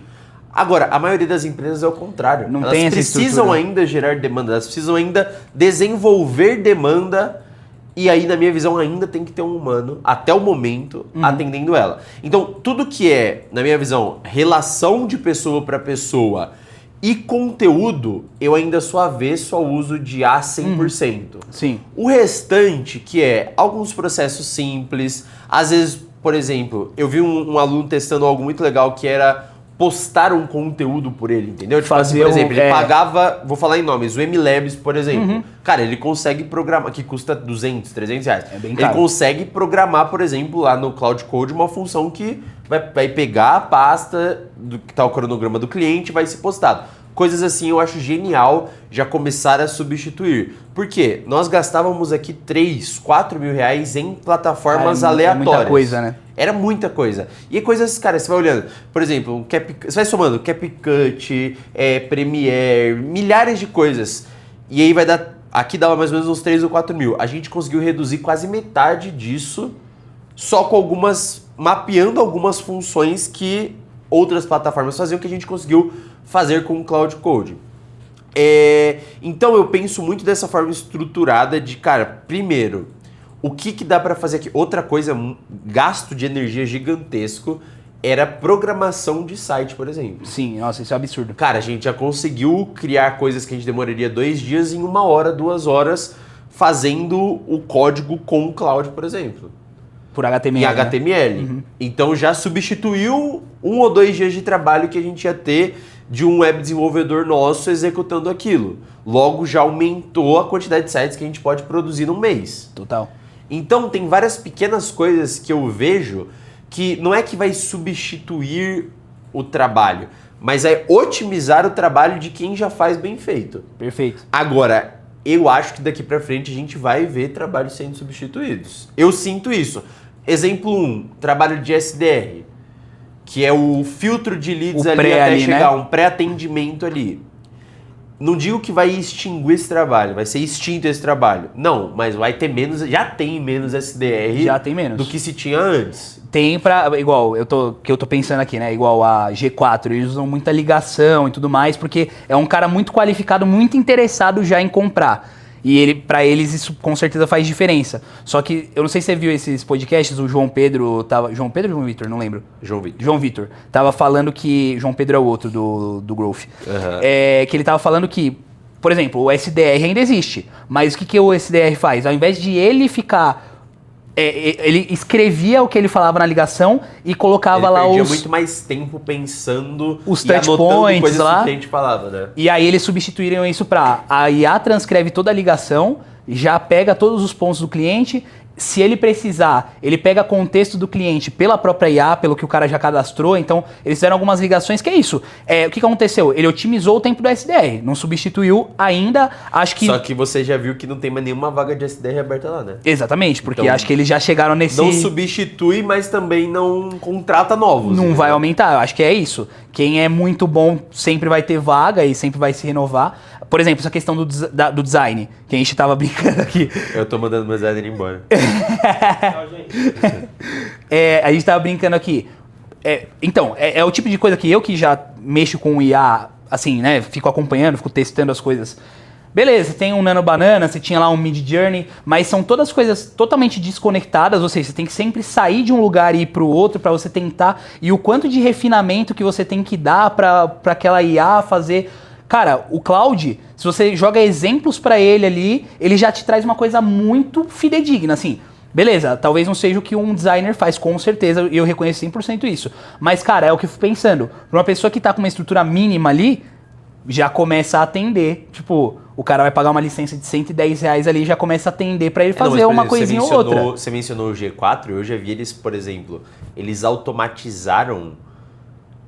Vamos supor, eles gravam acho que mais de 100 horas de conteúdo por semana entre todos eles lá. Uhum. Cara, eles conseguiram automatizar uma quantidade gigantesca de cortes que talvez precisariam de 6, 7 editores de vídeo, que um cara dá o comando, o exemplo e tal, e os vídeos vêm cortados, por exemplo. Outra coisa de plataforma, que tinha a melhor do mercado era aquele Opus Clip. Cancelei ele também. Que é isso, pra você fazer os cortes. Então, que é uma coisa que foi uma coisa que me chamou muita atenção. Aí quando você começou a falar disso, você fez os vídeos, aí já comecei a mandar um monte de coisa pro Henrique, mano, olha isso. E aí, tipo, pô, muita loucura, né? Já tá. Foi o que eu falei, eu acho que tá muito mais próximo. É isso, de otimizar as tarefas, né? Eu vou dar um exemplo, ó. Eu tinha a intenção de abrir, por exemplo, nós temos 140 mentorados, mais uns 500, 600 alunos ali Digitalize. no outro produto de Digitalize, que é o nosso produto de ticket mais baixo ali. Eu estava cogitando, por exemplo, subir uma vaga ali de CS, de atendimento ao cliente, algo do tipo para cuidar dos alunos, porque eu fazia algumas tarefas repetitivas que eu acreditava que uma pessoa fazer por mim ia me tirar um espaço de agenda importante. Uhum. Então, por exemplo, o que eu faço hoje? um aluno compra a Digitalize Club, que é a nossa comunidade, ela custa R$3.000 hoje.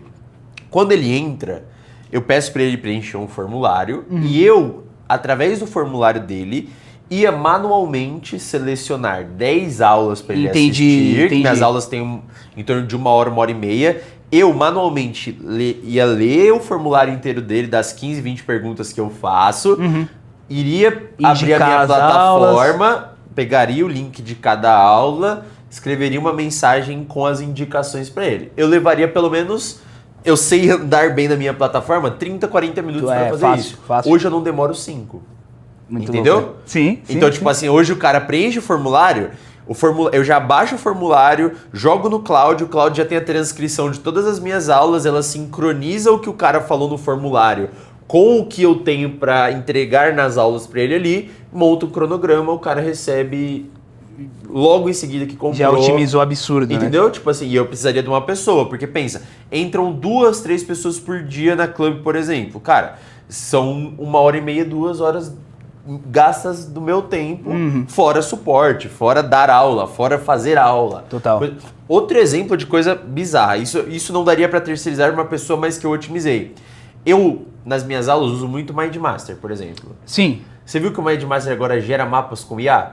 Eu tenho agora feito toda a minha aula em áudio, transcreve, caramba, não sabia disso. Faço o Cloud colocar como se eu fosse colocar em mapa mental e coloco automático para fazer. Você colocou os seus outros mapas mentais para ele ver como é que você faz. Exatamente, tal. Como eu escrevo. Legal. Eu baixei todos os mapas mentais, deixei ali alinhado, tipo assim, cara, ó, esse é o jeito que eu escrevo, esse é o jeito que eu faço meus mapas mentais, esse é o jeito que eu organizo. E aí, tipo assim, cara, eu demorava normalmente, ó, eu dou normalmente 2 aulas por semana, uma ao vivo no YouTube, terça, meio-dia, e uma 10 da manhã para os alunos toda quinta. Sim. Pelo menos 2 horas em cada aula aqui.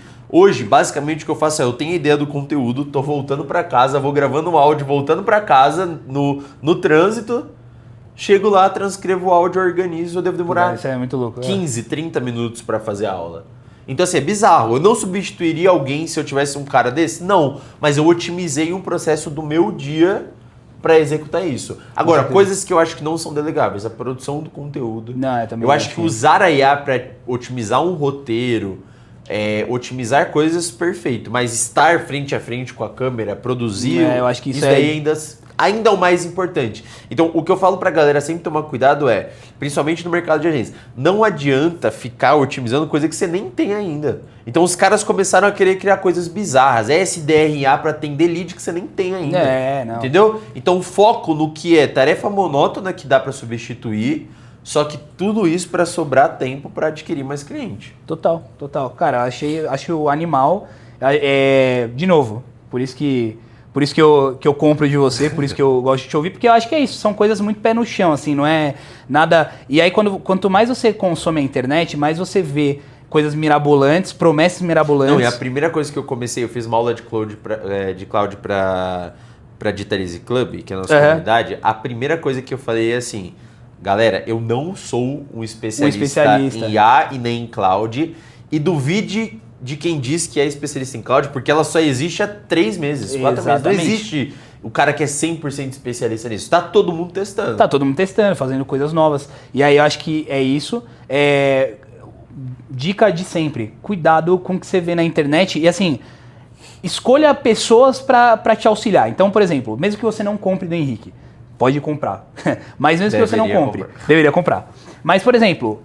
Ele tem vários vídeos no YouTube. Não fica seguindo o Henrique e também outro cara que também tem agência, outro cara que também tem... Porque cada um vai falar uma coisa e você nunca vai conseguir seguir uma linha de raciocínio, uma linha de estudo mesmo, né? Porque você tem que usar essas coisas pra estudar. Então, quanto mais você ficar vendo, mano, coisinha... Na minha cabeça, eu hoje vejo pouquíssimas pessoas... Assim, a não ser tutoriais, por exemplo. Aí é outra coisa. Cloud, coisas desse tipo. Aí é outra coisa. Mas eu falo mais de marketing mesmo. Eu parei geral de acompanhar Sabe por quê? Porque senão o meu conteúdo fica enviesado, eu vou começar a repetir coisas que eu nem acredito, e aí eu começo a distanciar do que é a realidade daqui a minha empresa. Normalmente, você já tem na sua cabeça as respostas de várias coisas. Você só precisa de direcionamento, de uma pessoa para te auxiliar, de uma plataforma, de uma ideia de alguém, da opinião de alguém. Total. Que aí, por exemplo, eu acho que a Digitalize Club, que é o nosso produto, para quem é dono de agência, tem um negócio digital, funciona muito, que é a direção, cara. Às vezes é uma pergunta,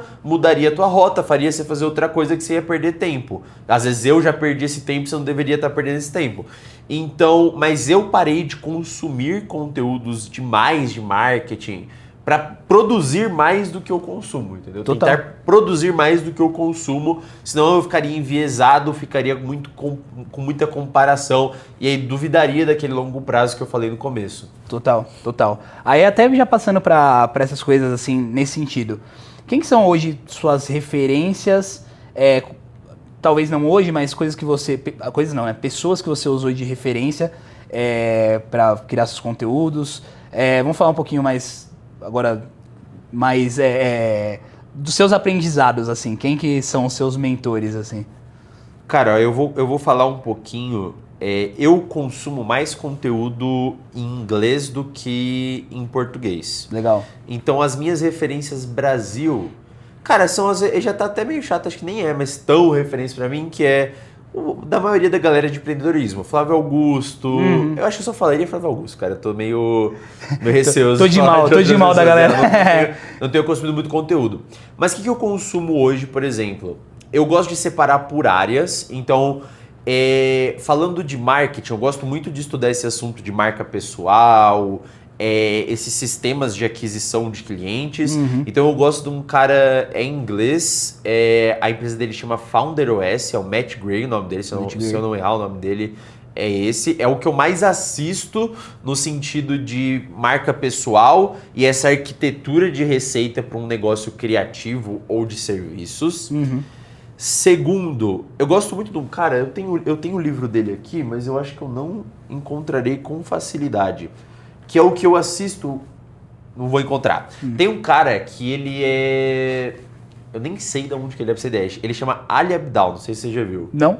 Ele é um youtuber que tem 6 milhões de inscritos e ele fala muito sobre dois assuntos que eu tenho interesse, que é muito sobre produtividade e sobre YouTube, criação de conteúdo no YouTube. Então, viver da criação de conteúdo no YouTube. São assuntos que me interessam, por exemplo, como eu produzo conteúdo no YouTube, eu gosto de ver ele falando das tendências, coisas desse tipo. E ele tem um livro muito bom sobre produtividade, queria até mostrar para vocês, mas eu não vou encontrar com facilidade. Mas a tradução do livro dele acabou de chegar no Brasil, tipo, faz menos de um ano, e é muito bom. Então, cara, são esses dois caras que eu assisto muito. Eu escuto muito podcast aleatório ali, mas eu tento buscar referências em outros nichos também. Então vejam os caras da saúde. Tem um cara muito bom que eu escuto muito podcast dele em inglês, que é Diário de um CEO em português, né? Que Animal, tem um livro também, é muito bom. Cara, mas essas são as referências que eu tenho. As pessoas que eu peço opinião e mentores não são pessoas que produzem conteúdo, por incrível que pareça. Inclusive, sinto falta de ter um mentor que produz conteúdo. Inclusive. Porque a maioria das pessoas que eu peço opinião são donos de outros negócios, às vezes clientes nossos aqui, são pessoas que eu conheci na jornada auxiliando elas, então meio que são mentores low profile ali, saca? Entendi. E o grande ChatGPT e o Claude, que são os mentores supremos ali, que é quem eu mais peço opinião durante todos os dias. Mas eu juro pra você, eu tenho evitado consumir conteúdo demais e tenho tentado produzir mais. Faz total sentido. Então as minhas referências são mais tipo assim, não são referências de, cara, eu me inspiro. Não, são referências de conteúdos que são úteis pra mim. Parei de ficar endeusando demais a galera, referências. Parei de ficar endeusando demais a galera. E uso muito prático. Me serve esse conteúdo, eu vou utilizar. Não me serve, eu vou assistir outra coisa. E aí eu passo mais meu tempo assistindo os vlogs de bobeirinha para pegar inspiração para os meus vlogs do que efetivamente sendo mentorado por alguém ou estudando coisas muito robustas assim. Mas estou caçando, inclusive, uma task que eu tenho na minha agenda preciso comprar algum tipo de conhecimento para estudar com mais frequência, né? De forma linear. Mas ainda não sei sobre o que. Mas é bom, eu tô virada de lógica também, de produzir mais do que consumir. Agora eu tô trabalhando mais do que eu tô consumindo, mas sem desculpas, tem que fazer, e por isso que eu tô aqui até, mas... Pô, legal, animal. E aí, bom, os podcasts, a gente fica se mandando podcast toda hora. Eu sou maníaco do podcast, mas assim... Eu falo que eu não escuto, mas eu escuto pelo menos 1 ou 2 podcasts todo dia, porque é o caminho de voltar pra casa e de vir pro trabalho, mas é sempre os mesmos, né? É sempre aqueles que a gente fica se enviando mesmo, é sempre os mesmos. Mas eu tenho curtido bastante e também até isso, porque foi uma coisa que a gente começa a ir por outras linhas, né? Não ficar tanto... Porque isso é um ponto, assim, primeiro, parar de endeusar a galera, parem de endeusar os gurus. E não clique em vídeos tipo assim, como se tornar milionário antes esse tipo de vídeo você pula. Esquece. Aí o Henrique vai e faz um semana que vem, tá ligado? Não, zoeira. Imagina. Já pensou? Mas vai dar clique, tá? Lógico que dá. Vai dar mas clique. é isso que os caras querem. E aí você vai assistir o vídeo. Não. Se você escrever isso no chat GPT e ver o vídeo que ele tá falando, é o mesmo vídeo. É o mesmo conteúdo. Só pataquada. Mas, pô, animal. E aí, até indo mais agora, mais pro final mesmo, cara, eu tenho uma curiosidade que eu acho que é interessante você falar pra galera. O que a sua filha mudou na sua vida, por exemplo? Cara, mudou tudo de ponta cabeça. Acho que demoraria um vídeo inteiro pra explicar a história, né? A história inteira. Mas, cara, um dos principais ensinamentos, e foi bem nessa época de virada de chave de começar a focar nas nossas próprias coisas, é que depois que minha filha nasceu, nada foi tão urgente ou tão importante quanto estar em casa lá com ela, cuidando dela e estar presente realmente. Então, assim, o que mais mudou foi a questão das priorização das coisas mesmo. Então, eu priorizava sempre estar mais tempo no escritório, cada dia fazer mais reuniões, cada dia ter uma rotina mais corrida e robusta de trabalho. E aí, tipo, depois que ela nasceu, houve um lapso, assim, de tipo...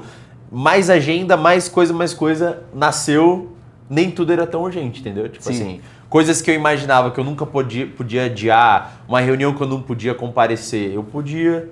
E aí as coisas foram acontecendo assim, por priorizar ela, por priorizar a família. E então acho que essa foi a principal mudança, de pensar que as coisas às vezes a gente cria o pior cenário na nossa cabeça e ele é muito distante dele acontecer. Então aumentou muito o senso de responsabilidade também. Eu penso 2 vezes em cada coisa que eu vou fazer, eu penso 2 vezes em coisas que eu vou me programar ou prometer para alguém, porque a prioridade é ela, é a família, é conseguir estar em casa. Eu saio sempre com a missão de, cara, eu preciso terminar o meu trabalho tempo suficiente para voltar em casa, brincar com ela, passa um filme na cabeça agora que ela vai fazer 1 ano, semana que vem. Então, tipo assim, eu acho que essa foi a principal questão. Nem tudo era tão urgente assim, quanto que o jeito que... Eu não vou ficar contando, porque é uma história muito longa, mas ela nasceu numa situação meio emergencial ali. Tem no YouTube. Tem no YouTube. Ela nasceu numa situação meio emergencial e de surpresa, e aí meio que virou a nossa vida de ponta cabeça ali.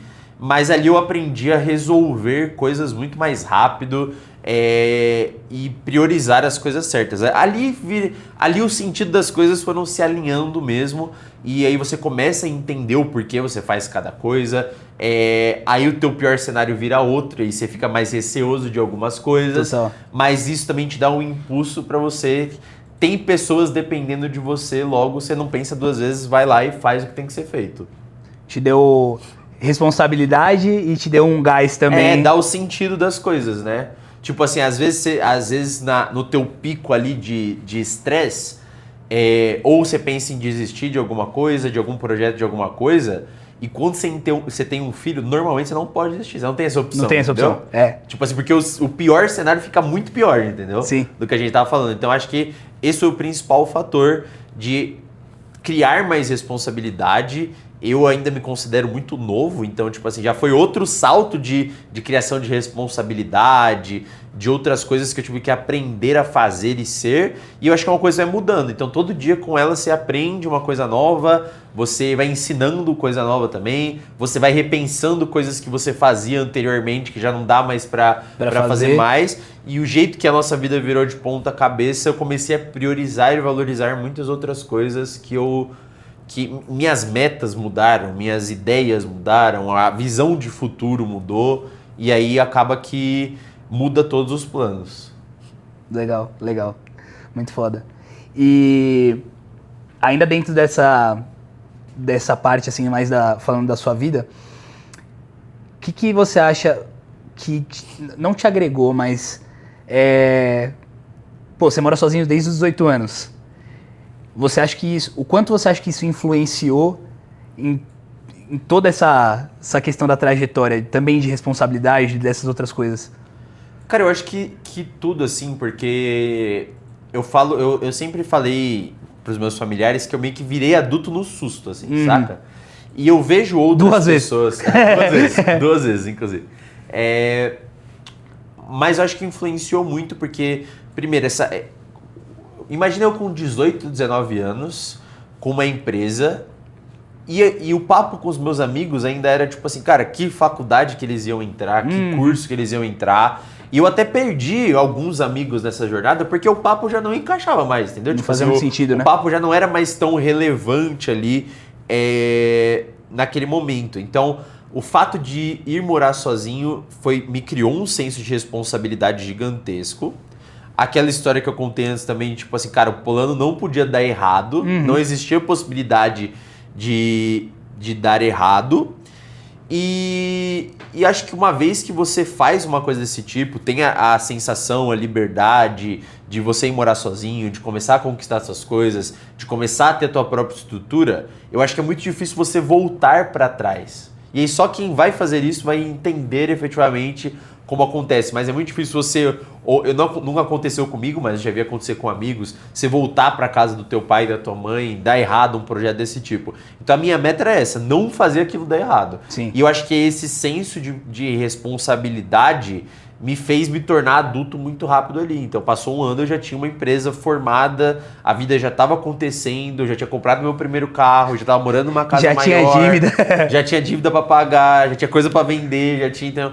Então a estrutura foi se criando ali e eu duvido, e aí eu sempre penso nisso, é uma hipótese muito distante de se pensar agora, porque tá no ponto da vida, né? Se eu tivesse ido para os Estados Unidos, como eu estaria agora? Eu sempre fico pensando nisso, tipo assim, se eu tivesse aceitado o que era o planejamento da minha mãe ou do meu pai, onde eu estaria agora? Total. O planejamento do meu pai era faculdade, o planejamento da minha mãe era Estados Unidos. E eu fui derrubando os planejamentos de todo mundo. Então, tipo assim, eu não tenho ideia de onde eu estaria agora. Mas tenho certeza que muito longe daqui, de onde eu tô agora, com certeza. Total, total.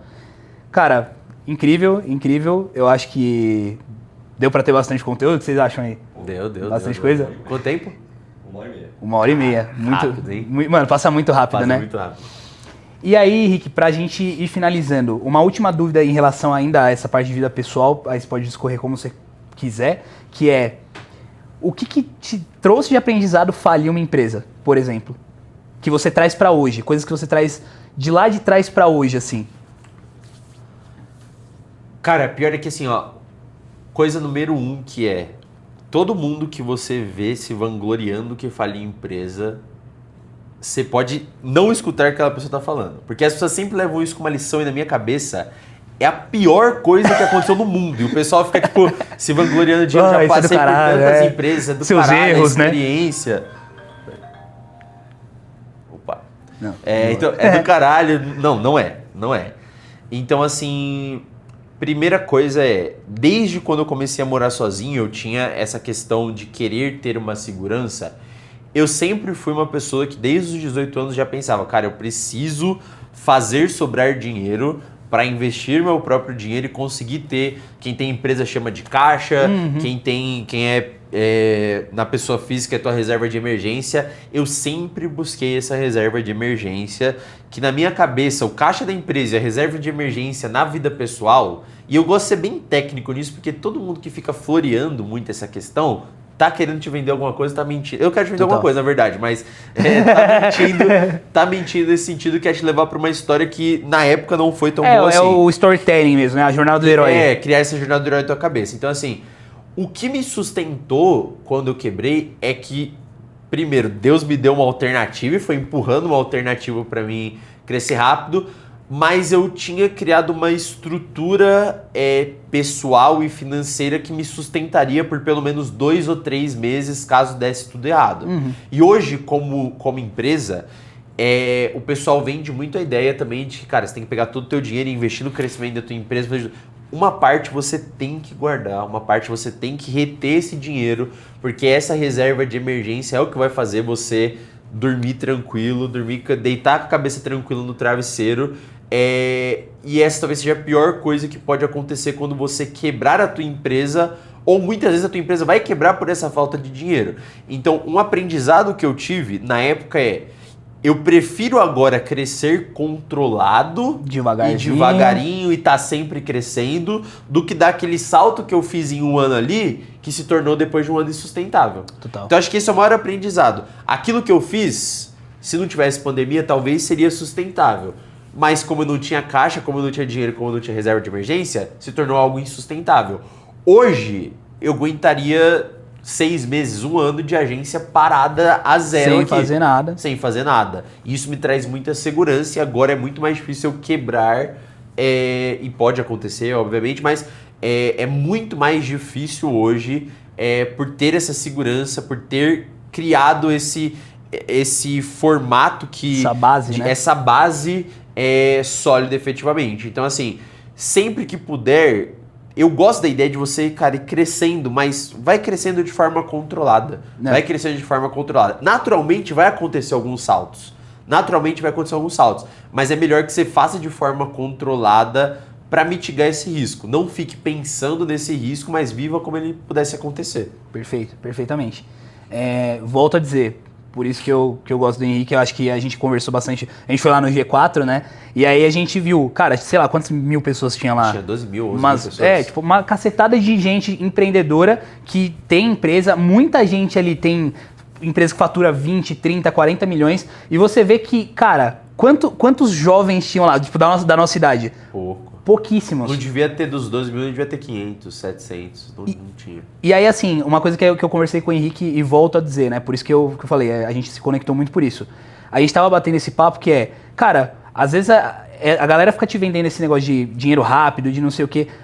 Conversa com qualquer empreendedor, assim, vai numa... Se você tiver oportunidade, obviamente, né? Nem todo mundo tem essa oportunidade, mas se você tem agência, você conversa com um dono de negócio. O cara que fatura, por exemplo, 1 milhão por mês, mais de 1 milhão por mês. Cara, pergunta pra ele como é que é a história dele. Você vai ver que não existe isso. O cara não saiu um dia de manhã, teve um salto do nada, comprou um curso e aí ele ficou milionário. Cara, é sempre uma coisa muito assim, muito escadinho. O cara vai falando, cara, errei aqui, acertei aqui. E aí, assim você constrói. E aí é isso que eu penso muito. Eu acredito em negócios assim, que você vai crescendo devagar. Que você vai fazendo as coisas sem mentir pros outros, sem subir em cima de ninguém, sem, sabe? Porque a gente conversou sobre isso. Eu fico pensando como é que alguém dorme tranquilo sabendo que enganou outra pessoa por um trocado, entendeu? Por 5, 10 mil reais que seja. E a outra pessoa, como é que fica? E aí, tipo, você fica crescendo em cima disso. São coisas... vira insustentável, né? São as pessoas que aparecem no mercado pra gente hoje é e somem. óbvio ver essas pessoas, né? Exato. Mas, tipo assim, por exemplo... Eu tenho a Digitalize Club. O que não aparece de gente no comercial que tá entre a gente e uma proposta que garante X leads por dia por ela, por exemplo. Pra ela. Então, assim, a maioria dos donos de negócio que a gente viu lá e que a gente vê, eles criaram aquilo anos e anos trabalhados, muitas vezes veio do pai ou da mãe ou é uma empresa familiar. Então assim, você tem que, não que você tenha que duvidar de toda empresa que é grande, mas duvide de alguém que é grande e tá tentando te vender a ideia de que você deve crescer igual a ela. Porque inclusive é uma coisa que eu falo muito para os meus mentorados, que é, cara, você até pode tentar repetir o que eu tô fazendo, mas talvez você não vai ter o mesmo resultado. Exato. E eu falo pra esse cara, a gente tem que encontrar o teu caminho, a tua estratégia, o teu jeito de executar a parada. E na maioria das vezes o que vão te vender é esse daqui é o método milagroso para fazer tal coisa. E normalmente ele não vai funcionar. Ou vai ter, e aí é isso que é o mais chato do mercado. Ou vai ter meia dúzia que deu certo, porque sempre vai ter, exceção. E os caras sempre vão colocar aquilo como se sempre das pessoas fizessem. Como é a regra, né? Como a regra, exatamente. E isso não é a regra. Cara, show de bola. Vamos finalizando, Rick. Conta pra galera aí como que é a Digitalize. Acho que é o seu projeto. Tô aqui com o caderninho da Digitalize. Que é esse projeto de educação que você tem ajudado. Me ajuda muitos outros empreendedores, donos de agência, donos de negócio ali autônomos. Enfim. Hora do jabá. Bora lá. O que a gente faz na Digitalize, basicamente, é acompanhar donos de agência que querem principalmente construir um negócio que seja, na minha visão, enxuto e lucrativo. Por que enxuto? Porque eu gosto muito dessa ideia desse crescimento controlado e a maioria das agências que eu vi quebrando é que contratavam profissionais demais, investiam em coisas erradas demais, investiam numa mentoria de 30, 40 mil e não tinham uma base sólida para construir algo lucrativo. Então na Digitalize nós estamos passando agora de 140 membros e a ideia lá é te proporcionar efetivamente essa base para criar a tua agência de marketing de forma enxuta e almejando o teu lucro, que você consiga escalar, que tenha ferramenta para pensar no teu próprio marketing, que aprenda a produzir o teu próprio conteúdo e que você consiga crescer efetivamente. E se você é um dono de negócio, eu quero que você faça o teu jabá da tua agência. Hoje eu quero fazer o jabá da tua agência. Se você quiser conhecer um pouquinho mais da Next, tudo que você quiser encontrar de informação minha, Henrique Ávila lá no YouTube ou Ávila Henrique no Instagram. Agora faz o teu jabá da tua agência. Perfeito. Então, o Rick e eu, nós somos concorrentes, mas obviamente a gente não tem isso, tem mercado para todo mundo, obviamente. A gente tá lá na Digitalize com mais donos de agência, então a gente troca muita figurinha do que um faz, do que o outro, né, pode fazer e tudo mais. Então isso eu acho que é a parte que é mais enriquecedora. Então, este podcast está sendo patrocinado por Next Digital, Digitalize e Apollos Agência, então, que também pode te atender. Cara, Rick, muito obrigado por ter aceitado aí essa loucura. É uma coisa que eu gosto de fazer, que eu comecei fazendo, mas não tive tanta consistência. O Henrique briga comigo por causa disso. Com todo mundo, na verdade, né? Ele briga com todo mundo que não tem consistência. E é uma coisa que eu quero trazer e espero que vocês tenham gostado. Tem algum recado final aí? Se quiserem ser aluno do Henrique. Henrique Ávila lá no YouTube, Ávila Henrique lá no Instagram. E eu acho que é isso, cara. Se eu puder deixar essa mensagem final, principalmente se você tem uma empresa ou se você tem uma agência, independente do que seja, cara, foque no foque em fazer o teu trabalho, mantenha a consistência. Vai ter hora que você vai ter que acreditar mais do que os outros que estão à tua volta e faz parte da construção e do processo. E como o Roger está fazendo aqui, cara, tente se unir a pessoas que estão nesse mesmo propósito, tente encontrar o teu grupinho ali, porque fazer junto com outras pessoas, fazer em comunidade, ter um objetivo em comum com outras pessoas, torna a jornada muito mais tranquila, torna o caminho muito mais fácil. Total.